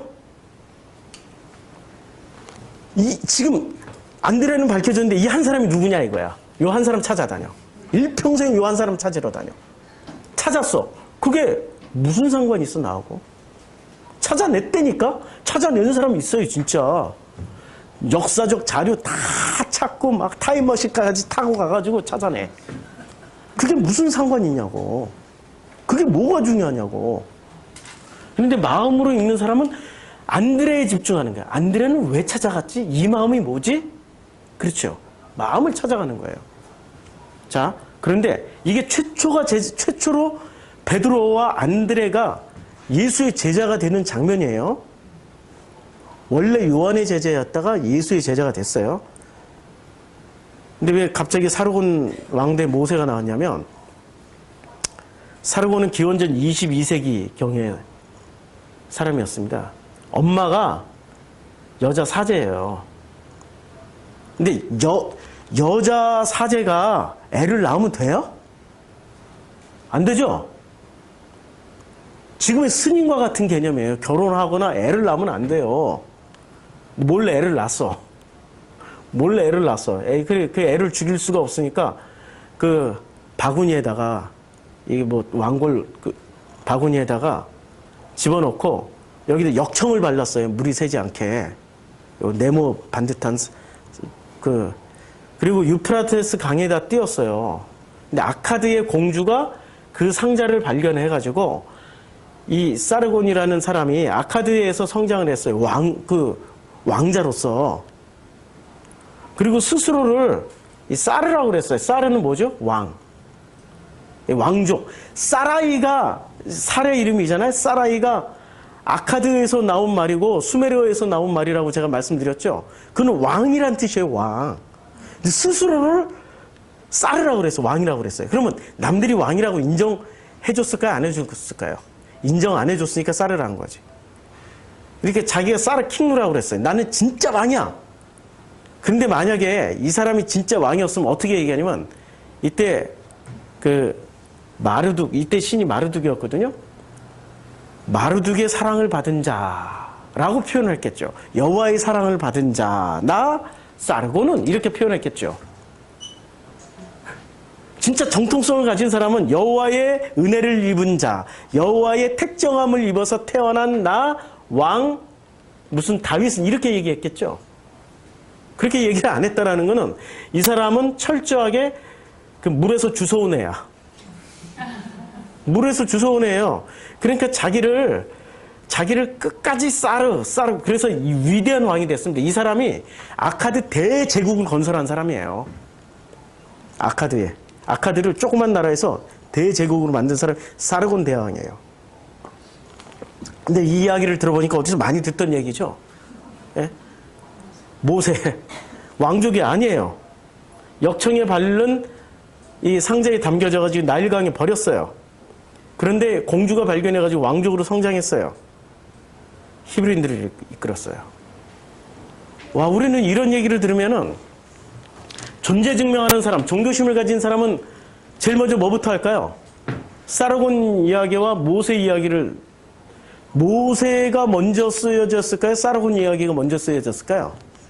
사르곤 훨씬 먼저 쓰여졌다니까요? 훨씬 먼저? 그러면 이 종교심을 가진 사람들은 어떻게 될까요? 사르곤이 가짜!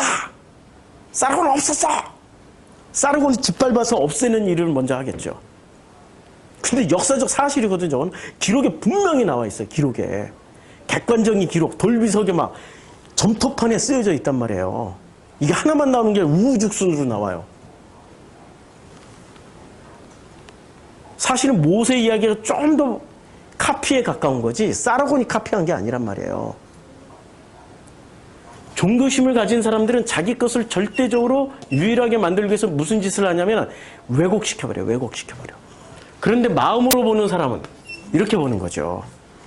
마음으로 보는 사람은 아카드 제국을 건설한 사르공은 자기를 사르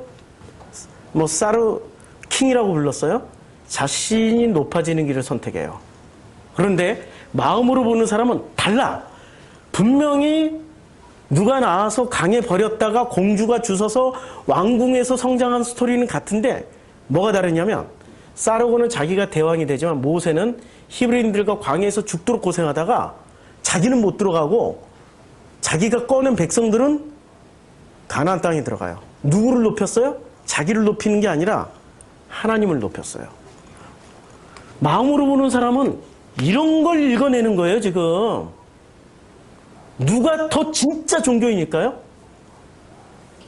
사르곤이 틀렸어라고 악을 쓰는 사람일까요? 모세가 맞아라고 악을 쓰는 사람일까요? 아니면 거기에 쓰여져 있는 내용 중에 우리의 공통분모가 두 개가 있다고 그랬잖아요. 그 내용이 마음으로 보니까 사르곤은 자기만을 높였어요. 근데 모세는 하나님을 높이는 거예요.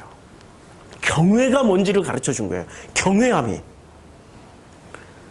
예배 시간에 우리 며칠 전에 전화 저한테 주셨던 한 분이 계신데 이분은 뭐 이렇게 원어 성경하는 두루두루 이렇게 그분이 저한테 우리 교회는요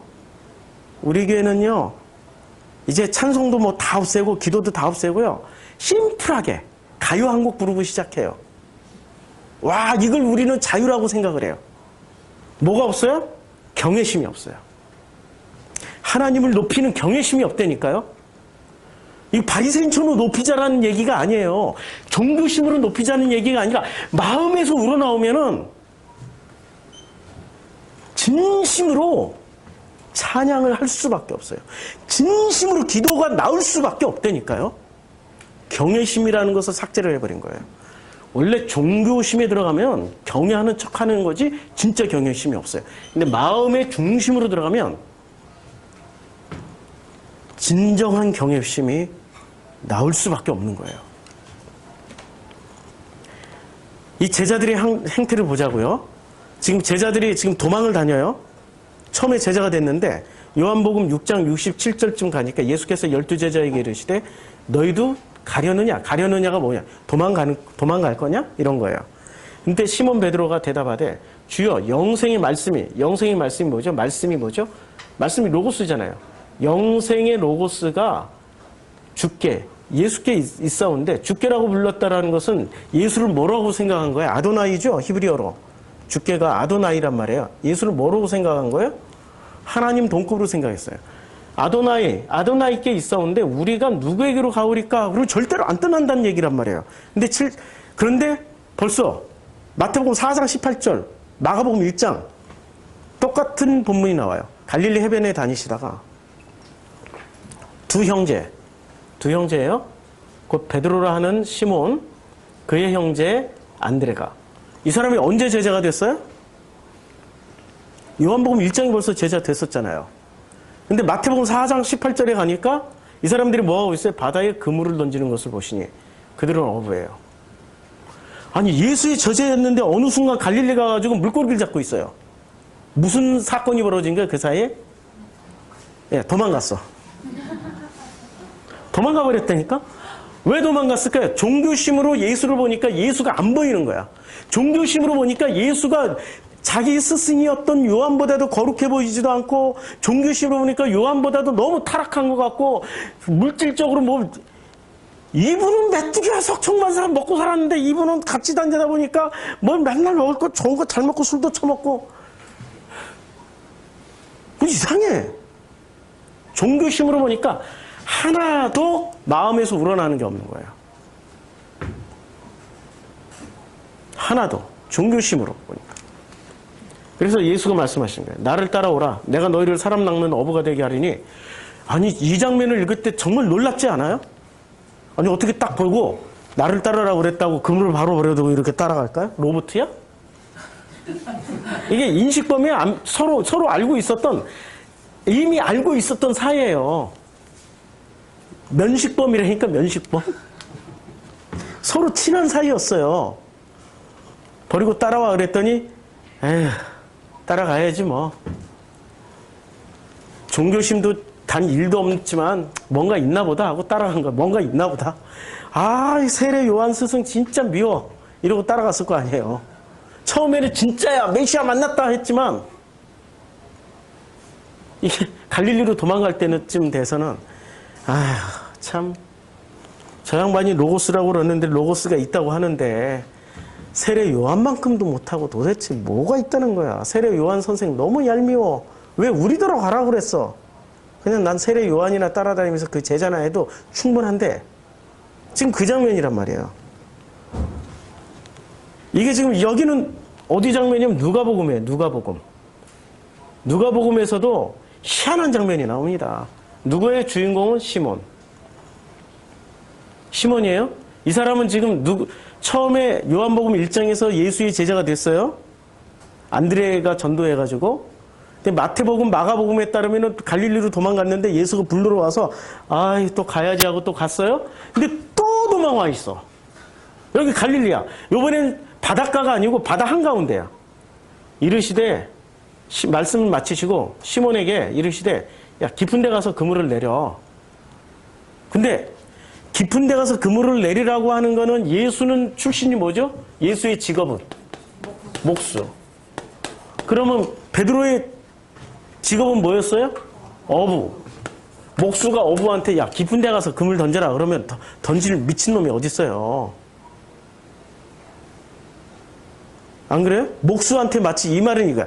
목수한테 야 못을 그렇게 박는 게 아니고 이렇게 박아야 돼 라고 저 같은 사람이 얘기를 하면은 목수가 제 말 들을까요? 코웃음 치지?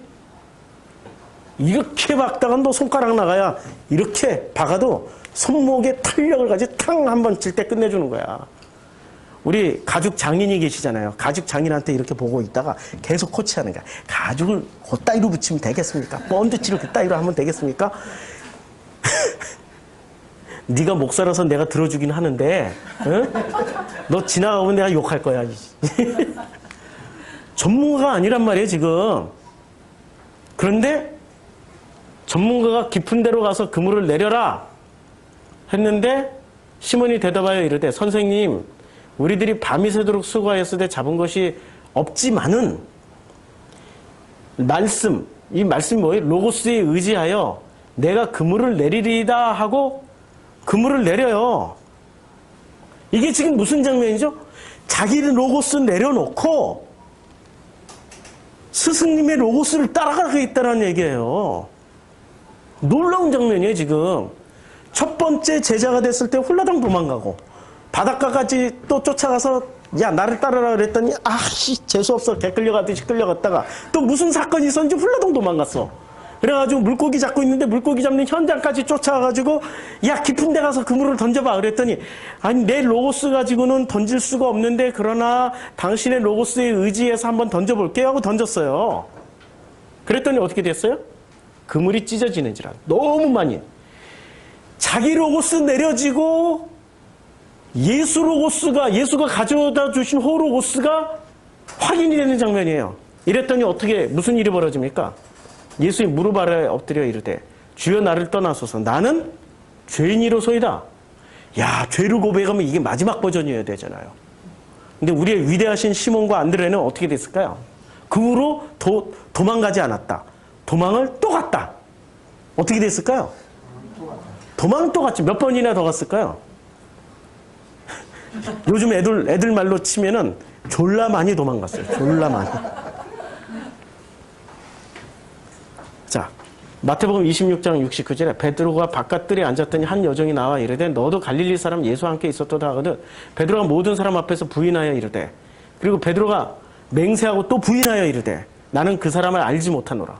벌써 이 지금 드러난 것만 이 장면이고, 요한복음 행간을 읽다 보면 수없이 도망가요. 요한복음 7장에서 당신의 제자들이 당신의 행하는 일을 보도록 예루살렘으로 올라가서서 동생들이 얘기를 해요. 제자들이 있었어요? 도망갔어요? 다 도망가 버렸어요. 그냥 수없이 도망갔어요. 그것도 어떻게 얘기해요? 그가 저주하여 맹세하여 이르되 나는 그 사람을 진짜 알지 못한다. 사람은 알지 못하지만 뭐는 알고 있어요? 로고스는 알고 있단 말이에요. 자기 로고스 내려놓고 예수 로고스 따라서 물고기를 잡았더니 엄청 잡혔어요. 체험까지 했던 존재가 그 사람을 진짜 모른다라고 얘기를 하고 있어요. 그 제자들도 보기에 여기를 떠나 유대로 가서서 건너뛰고. 근데 십자가에서 죽고 나서 다 도망갔어요. 어디로 도망갔어요? 얘네들은 뛰어봐야 다 갈릴리 바닷가야. 뛰어봐야 갈릴리 바닷가. 시몬 베드로가 나는 물고기 잡으러 가노라 하니 그들이 우리도 함께 가겠다 하고 이제 다들 다 실망해가지고 뭐지 이런 나가서 배에 올라갔으나 그날 밤에 아무것도 잡지 못하였더니 날이 새어갈 때 예수께서 바닷가에 서셨으나 제자들이 누군 줄 몰라요? 예수인 줄 모르는 거예요. 예수인 줄을 알지 못하는더라. 예수가 말을 해요. 그물을 배 오른편에 던지라. 그리하면 잡으리라. 좀 이제 깊은 데에서 뭐로 바뀌었어요? 오른편으로. 근데 이때는 토도 안 달아. 말씀에 의지하여 뭐 이따위 소리 안 해. 그냥 밤이 맞도록 잡았는데 이 사람들이 잡으러 나간 거예요? 그냥 물고기 잡으러 나간 거예요? 아니면 허전함에 할 일이 없어서 그 뭐라도 하지 않으면 견딜 수가 없어서 나간 거예요? 견딜 수 없어서 나간 거예요. 누가 와서 야 오른쪽에 더 그물 던져라 그랬더니 진짜로 던졌어요. 이때는 내 로고스 자기 로고스가 없어요. 누가 얘기해 주니까 휙 던졌어. 근데 어떻게든 물고기가 많아 그물을 들 수 없더라. 이게 벌써 경험이 있었던 거야. 그랬더니 이 선 경험이 있었을 거 아니에요. 사랑하시는 그 제자가 베드로에게 주님이시라! 베드로가 그 소리를 듣자마자 그냥 옷을 홀라당 막 그냥 두른 후에 그냥 물속으로 홀라당 그냥 뛰어내려 버렸어요. 이건 나중에 하고. 이게 지금 지금 제자들이 이렇게 계속 도망가는 이유는 뭐죠?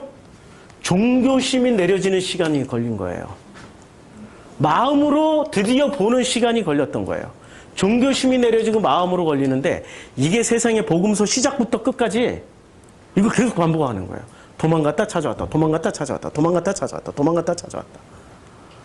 이야, 우리 인생에 하나님이 우리를 얼마나 많이 부르셨습니까? 왜 그렇게 많이 도망 다니세요?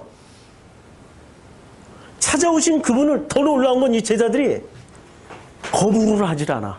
그리고 예수도 나무라질 않아.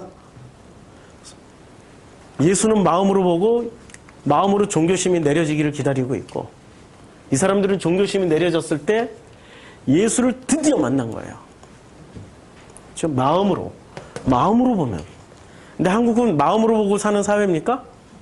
우리 한국은 비교급으로 살아요. 비교급으로 살아요. 누가 100만 원짜리 학원에 보냈어. 그 아파트에 어떤 엄마가. 그럼 그 아파트 전체는 얼마짜리 보내야 돼요? 100만 원짜리 안 보내면 서울대 못 갈 것 같아. 막 불안해. 그런데 그 옆에 음마 아파트 갔더니 여긴 1000만 원짜리 보내.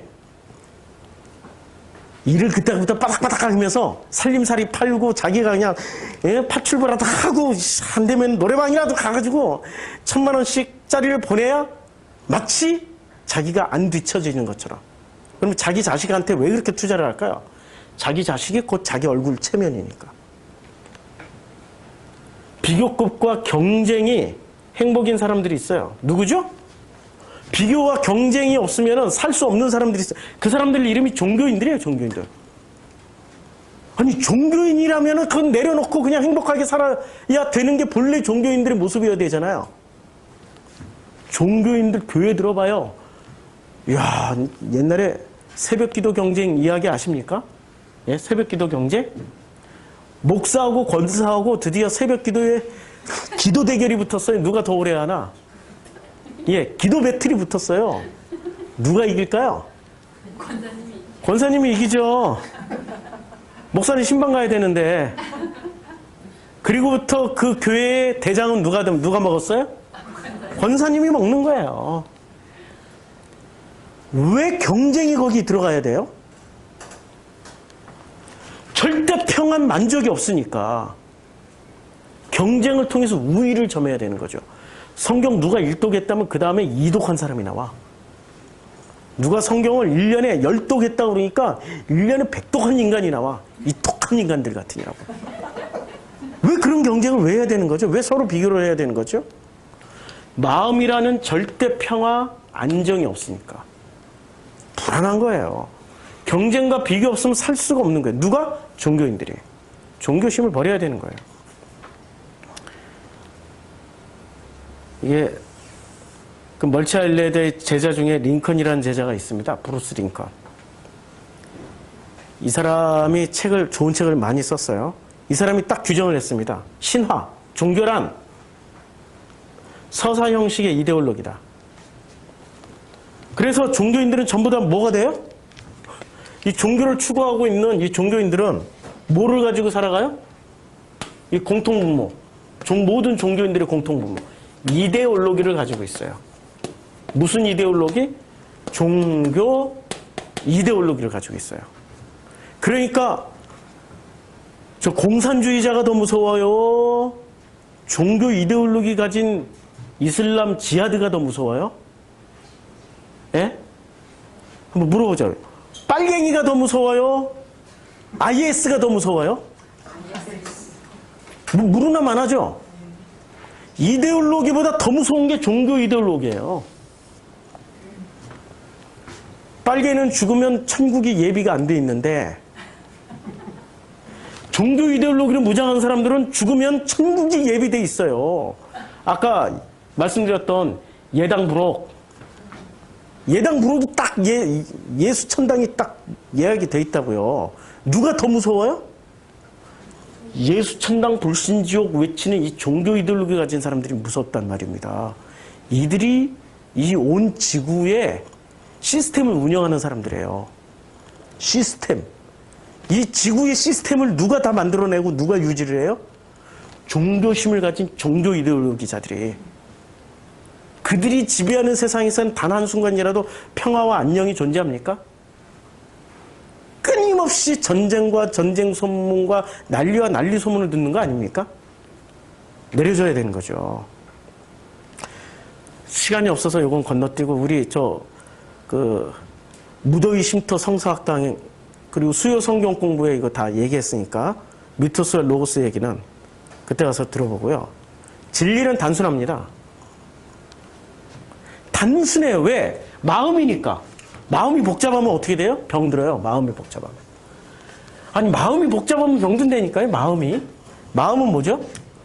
마음은 심플해야 돼. 마음은 깨끗해야 돼. 지금 예수님의 그 산상수훈의 마음이 가난한 자는, 마음은 가난해야 되고, 마음은 청결해야 되고, 마음은 온유해야 되고, 마음은 어떻게 해야 돼요? 화평해야 되고. 지금 전부 무슨 얘기예요? 예수님이 산상수훈에서? 마음 얘기했어요. 마음 얘기. 이게 이렇게 마음이 단순하면, 가난하다라는 얘기는 단순하다는 얘기야. 단순해. 아무것도 없어. 단순해. 심플해. 갇히질 않았으니까 심플해. 진리는 단순한 거예요. 마음은 단순한 거예요. 그러면 진리가 통하게 돼 있어요. 그런데 복잡한 것은 뭐죠? 복잡한 게 생각이에요. 그게 비진리예요. 복잡한 거. 무엇 때문에 복잡해져요? 구원에 대한 설명을 하느라고 복잡해져. 구원의 도식, 의의 옷을 입어라, 무슨 구원에, 무슨 이제, 하나가 되라, 온통 설교가 전부 구원 설교만 하고 있는 거야. 머리끝부터 발끝까지. 1년 전이나 2년 전이나 3년 전이나 4년 전이나. 지금이나 앞으로 10년 후에도 구원 설교만 해요. 그 설교를 듣고 있으면 나는 구원 설교 100번, 1000번, 10,000번, 10년 동안 들었으니까 나는 구원받은 걸 확신해. 아, 이제 죽으면 천국 갈 것 같아. 더 헷갈려. 엄마가 너는 진짜 미인이야. 넌 진짜 잘생겼어. 한두 번 얘기하면 진짜 미인인 줄 아는데 이게 볼 때마다 넌 정말 미인이야. 너 정말 잘생겼어. 자꾸 듣다 보니까 무슨 비아냥거리는 거 같고 짜증나는 무슨 나중에 나 잘생겼다 그러지 마! 이쁘다 그러지 마! 오히려 짜증나! 맞잖아요. 구원이라는 것은 선물이에요? 내가 쟁취하는 거예요? 그런데 왜 구원 설교를 그렇게 진짜 엄청 졸라 많이 해요? 그쵸? 구원은 선물이라니까요? 복음은 그거 설교하는 게 아니라 복음은 아버지와의 관계 회복을 하는 거. 그 마음을 통해서 아버지를 보고 아버지를 만나고 아버지의 그 마음을 들여다보는 거예요. 그 마음에 동참하는 거야. 그 마음의 집에서 함께 살아가는 거예요. 그 일을 이루기 위해서 누가 오셨어요? 로고스가 육신이 되어서 오셨어요. 그리고 우리 안에 지금 집을 짓고 살고 계세요. 무엇을 이루기 위해서? 그 마음을, 아버지의 마음을 서로 만나기 위해서 관계 형성을 해주고 관계 회복을 하기 위해서 그 마음이 오신 거예요. 심플하죠? 이거 하나면 끝나는데 이렇게 너무 복잡해. 무엇이 진리예요? 구원의 도가 진리입니까? 하나님과의 관계가 진리입니까? 이게 먼저 회복되면 구원의 도는 자연스럽게 오케이 끝나. 관계 회복은 시도하지 않은 채 구원에 대해서만 엄청 얘기하면 이게 복음이요, 이게 명설교제예요. 그 교회가 최고의 교회라고 생각하고 지금도 열심히 다니시는 분들이 있어요. 정성필 목사가 이렇게 소개했고 했다. 아니야. 이제 다 차별화돼. 이제 그 시절 저는 지났어요. 그 시절. 그 시절에 제 설교가 아니에요, 지금. 그 시절의 내용이 아니에요. 건너왔어요. 구원의 도에서 하나님의 관계를 먼저 회복하시라고요. 이게 먼저입니다. 히브리어 동사 개념, 이것도 무더위 쉼터 성경 공부에 얘기를 했는데 동사에는 딱 두 가지가 있습니다. 이 동사는 시제를 얘기하고 상태를 얘기하는. 히브리어 동사는 상태만 얘기해요. 히브리어는. 시제는 오직 우리말에만 있어요. 아니, 우리말에는 상태는 없고 시제만 있어. 히브리어에는 상태만 있고 시제만 있어요. 아니, 시제가 헷갈린다. 우리말에는 시제만 있고 상태가 없어요. 히브리어에는 상태만 있고 시제가 없어요. 영어는 상태와 시제를 다 가지고 있어요. 그러다 보니까 번역할 때 엄청 헷갈려요. 히브리어는 상태가 딱 두 가지만 있어요. 아주 심플해. 완료했냐? 아니 완료 못했냐? 미완료. 완료, 미완료만 있어요. 완료는 뭐죠? 이런 개념이에요. 구원이란 단어 하나가, 자, 구원이란 단어가 완료로 쓰여지면 어떻게 되는 거예요? 과거에도 구원받은 거야. 미래에도 구원받을 거야. 아니, 구원받은 거야, 이미. 미래. 구원받을 거가 아니라 미래에도 구원이 완료가 됐다니까요? 지금 현재 진행형에도 구원이 완료가 됐어요. 구약성경 39권이 구원에 관해서 얼마나 자세하게 썼을까요? 없어. 없어요, 구원에 대해서. 그렇게 자세하게 구원론에 대해서 없다니까요? 신약성서에 와서 쓴 거지. 자, 왜냐하면 구원은 이 사람들에게 완료 개념이에요. 과거에도 완료가 됐고 앞으로도 나도 완료가 됐지만 내 자식들, 태어나는 자식들도 다 구원은 어떻게 돼요? 완료 끝.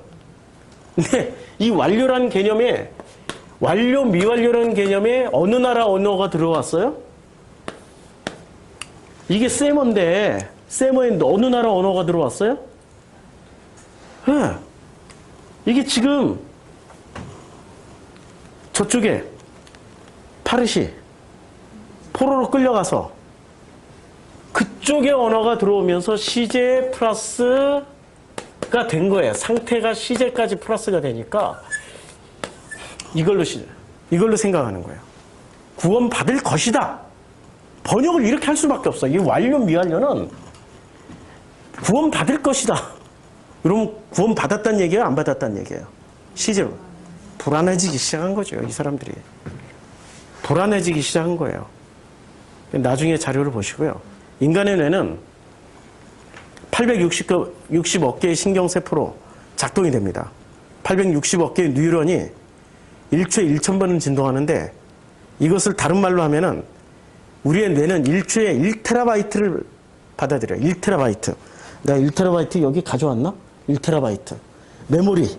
1테라바이트는 뭐를 담을 수 있어요? 1테라바이트는 우리 지금 그 서점에 요 앞에 반대인 눈이 있거든요. 그 책 다 집어넣어도 1테라바이트 안 돼요. 서점에 있는 책 다 집어넣어도. 어마어마한 물량이에요. 그리고 이것은 1테라바이트는 40개의 HD 영화를 동시에 스트림할 수 있는 어마어마한 데이터인 거죠. 그런데 우리는 문제가 생겼어요. 근데 우리는 평상시 이 데이터를 다른 사람들에게 전달할 때 뭐로 전하냐면 내가 봤던 1초에 1테라바이트를 전달하는 게 아니라 말로 전해요. 말로 전하다 보니까 어떤 일이 발생하냐면 우리의 음성 정보는 변환 과정을 거쳐서 나가기 때문에 1초에 40에서 60비트밖에 못 가요. 1테라바이트가 40비트밖에 못 간다니까, 60비트? 이건 엄청난 분량이 이렇게 피리즘으로 이렇게 쫙 가다가 바늘끝 하나 톡 찍어주는 것밖에 안 되는 거예요. 그러니 이게 정보 전달이 되겠습니까? 안 되는 거죠. 이러다 보니까 정보 전달이 안 되다 보니까 이것을 다룬 영화가 나옵니다. 사피어 워프 가서 내 기구에 만든 컨택트라는 영화입니다. 강한 해석은 이렇게 사용하는 언어가 사고방식을 결정한다. 약한 해석은 언어가 사고 형성에 영향을 미친다. 무슨 얘기냐면 이 얘기입니다. 완료로 생각하던 사람들이 지금 시제 개념이 들어와 버린 거예요. 그래서 포로기 이후부터는 이 사람들에게 구원 개념이 들어온 거예요. 이미 선민이기 때문에 완료가 됐는데 구원. 그러니까 예수 시대쯤 오니까 이게 섞여버리는 거예요. 그래서 시제 개념이 들어와가지고 구원에 목말라 하는 사람들로 가득 차 있어요. 니고데모처럼, 부자 관원처럼 영생을 어떻게 얻겠습니까? 막 이러고 막 따라다니면서 질문을 하는 거예요. 근데 대다수의 사람들은 영생 문제예요? 먹거리 문제였어요? 먹거리 문제 5,000명씩 앉아가지고 막 5병이요, 뭐 7병이요를 체험하고 죽은 자 살리는 거 막 이런 것에 발광을 했지. 구원 문제는 누구의 문제였어요? 성경을 읽는다라는 사람들이. 니고데모와 부자 청년의 공통분모가 뭐였어요? 그 비싼 두루마리를 성경을 읽었다니까요? 집에다 갖다 놓고. 성경을 읽으면 읽을수록 완료 영어로 읽는 게 아니라 뭐로 읽었어요? 시제로 읽어버렸어요. 시제로. 그러니 이 언어가 사고방식에 영향을 미치는데 결국에는 완료를 잃어버린 이 이스라엘 백성들, 우리가 지금 그런 종교인들 아니에요? 우린 완료됐다니까, 구원이. 이스라엘 백성처럼.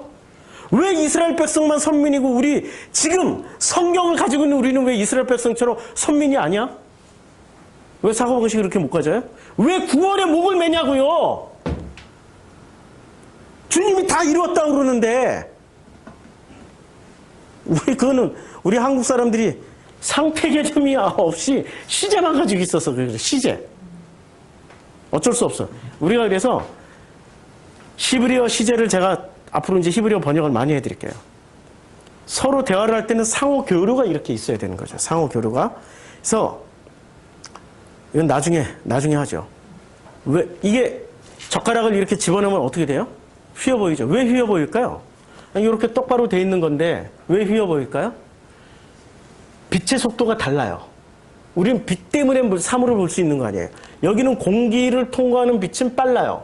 근데 빛이 물을 통과할 때 속도가 느려져요.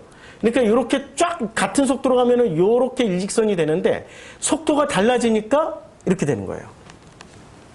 우리는 지금 똑바른 젓가락을 집어넣은 거예요, 지금. 우리가 신앙생활 한다라는 건. 근데 똑바른 젓가락을 보는 게 아니라 지금 뭘 보고 있는 거예요? 무엇 때문에? 이 시제 때문에. 우리 완료라니까 젓가락 완료를 시켰어요. 그런데 시제 개념으로 보니까 삐뚤어진 젓가락을 보고 이거 큰일 났네. 이거 어떻게 똑바로 만들지? 하고 막 계속 연구를. 근데 꺼내서 보면 맞아. 집어넣으면 틀려. 무엇이 부족한 거예요? 과학 지식이 부족한 거예요. 그래서 종교 지식만 가지고는 안 된다는 얘기예요. 과학 지식으로 보자는 얘기예요. 나중에. 시간이 너무, 나중에. 예, 너무 많이. 어느 만큼 생각은. 언어 없이도 생각 가능하다. 이 도식을 깬 존재가 바리새인입니다. 몇 개 쓸까요? 바리새인들이 시제를 넣고 생각을 해버렸어요. 그래서 인류 보편어가 있으면 이를 자신이 속한 사회의 언어로 바꿔 소통한다. 인류 보편어는 뭐죠? 언어학자들이 얘기하는 거예요. 인류 보편어. 그게 뭘까요? 인류가 보편적으로 가지고 있는 언어가 있다는 거예요. 그게 뭐죠? 마음 언어예요. 마음 언어. 그래서 우리 단톡방에 최영희 성도님 우리 애기들끼리 옹알이 대화하는 거 한번 올려주세요. 저한테만 보내줬는데 내가 그걸 미처 꺼내질 못했어요. 애기들끼리 둘이 애기들끼리 앉아서 대화를 하는 거 혹시 보셨어요?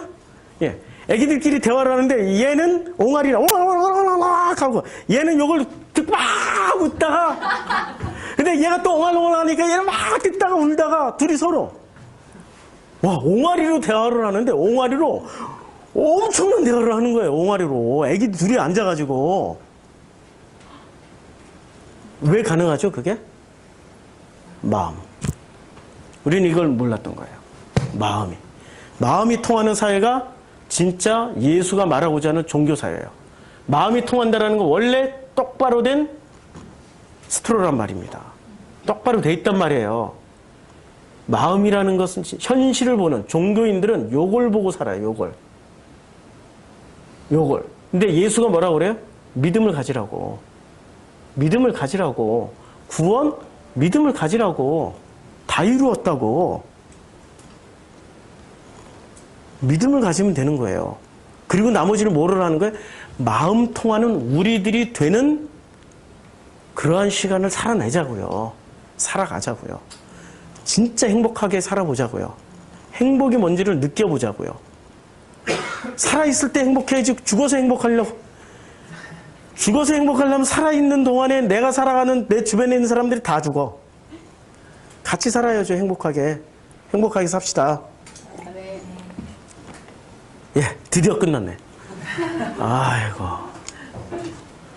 저도 수고했지만 같이 수고하셨습니다. 긴 설교 함께 들어주시는 성도님들이 계셔서 이렇게 열심히 준비하고 설교 할 수 있는 것 같습니다. 예. 그래서 우리 성도님들이 제게는 가장 큰 선물입니다. 구원이 선물이 아니라 성도님들이 선물이에요. 이 마음을 함께 나눌 수 있는 이 대상이 있다라는 거. 제가 인생 살면서 가장 비극적일 때는 나 혼자 살 때. 혼자 맛있는 거 먹을 때, 혼자 좋은 데 가서 구경할 때, 야, 너무 좋은데 문득 야, 정말로 좋지? 라고 얘기를 하려고 그랬는데 아무도 없어. 그것처럼 슬프고 우울한 일이 없더라고. 맛있는 거 먹다가 맛있지? 라고 말을 하려고 했더니 앞에 아무도 없어. 그것처럼 힘든 시절이 없었어요. 우리 성도님들이 계시기 때문에 사실 저는 제가 여기로 구로로 와서 패턴이 바뀌었습니다. 그냥 생활이 아주 심플해졌어요. 설교 준비하고 성경 읽고 책 읽고 잠자고 밥 먹고 아주 심플해졌어요. 근데 그게 너무너무 행복한 길이더라고요. 함께 나눌 수 있는 사람들이 있다라는 거. 여러분들이 있어서 행복합니다. 이렇게 요한복음을 나눠서 참 행복합니다. 창세기 끝날 때까지 같이 갑시다. 기도하겠습니다. 아버지 하나님 감사합니다. 눈으로 보는 건 다 일그러집니다. 마음으로 볼 수 있도록 축복해 주시옵소서. 우리의 종교심으로 보면은 왜곡되게 볼 수 있습니다. 진심의 마음으로 서로 볼 수 있도록 축복하여 주시옵소서. 예수님의 이름으로 기도드렸습니다. 아멘.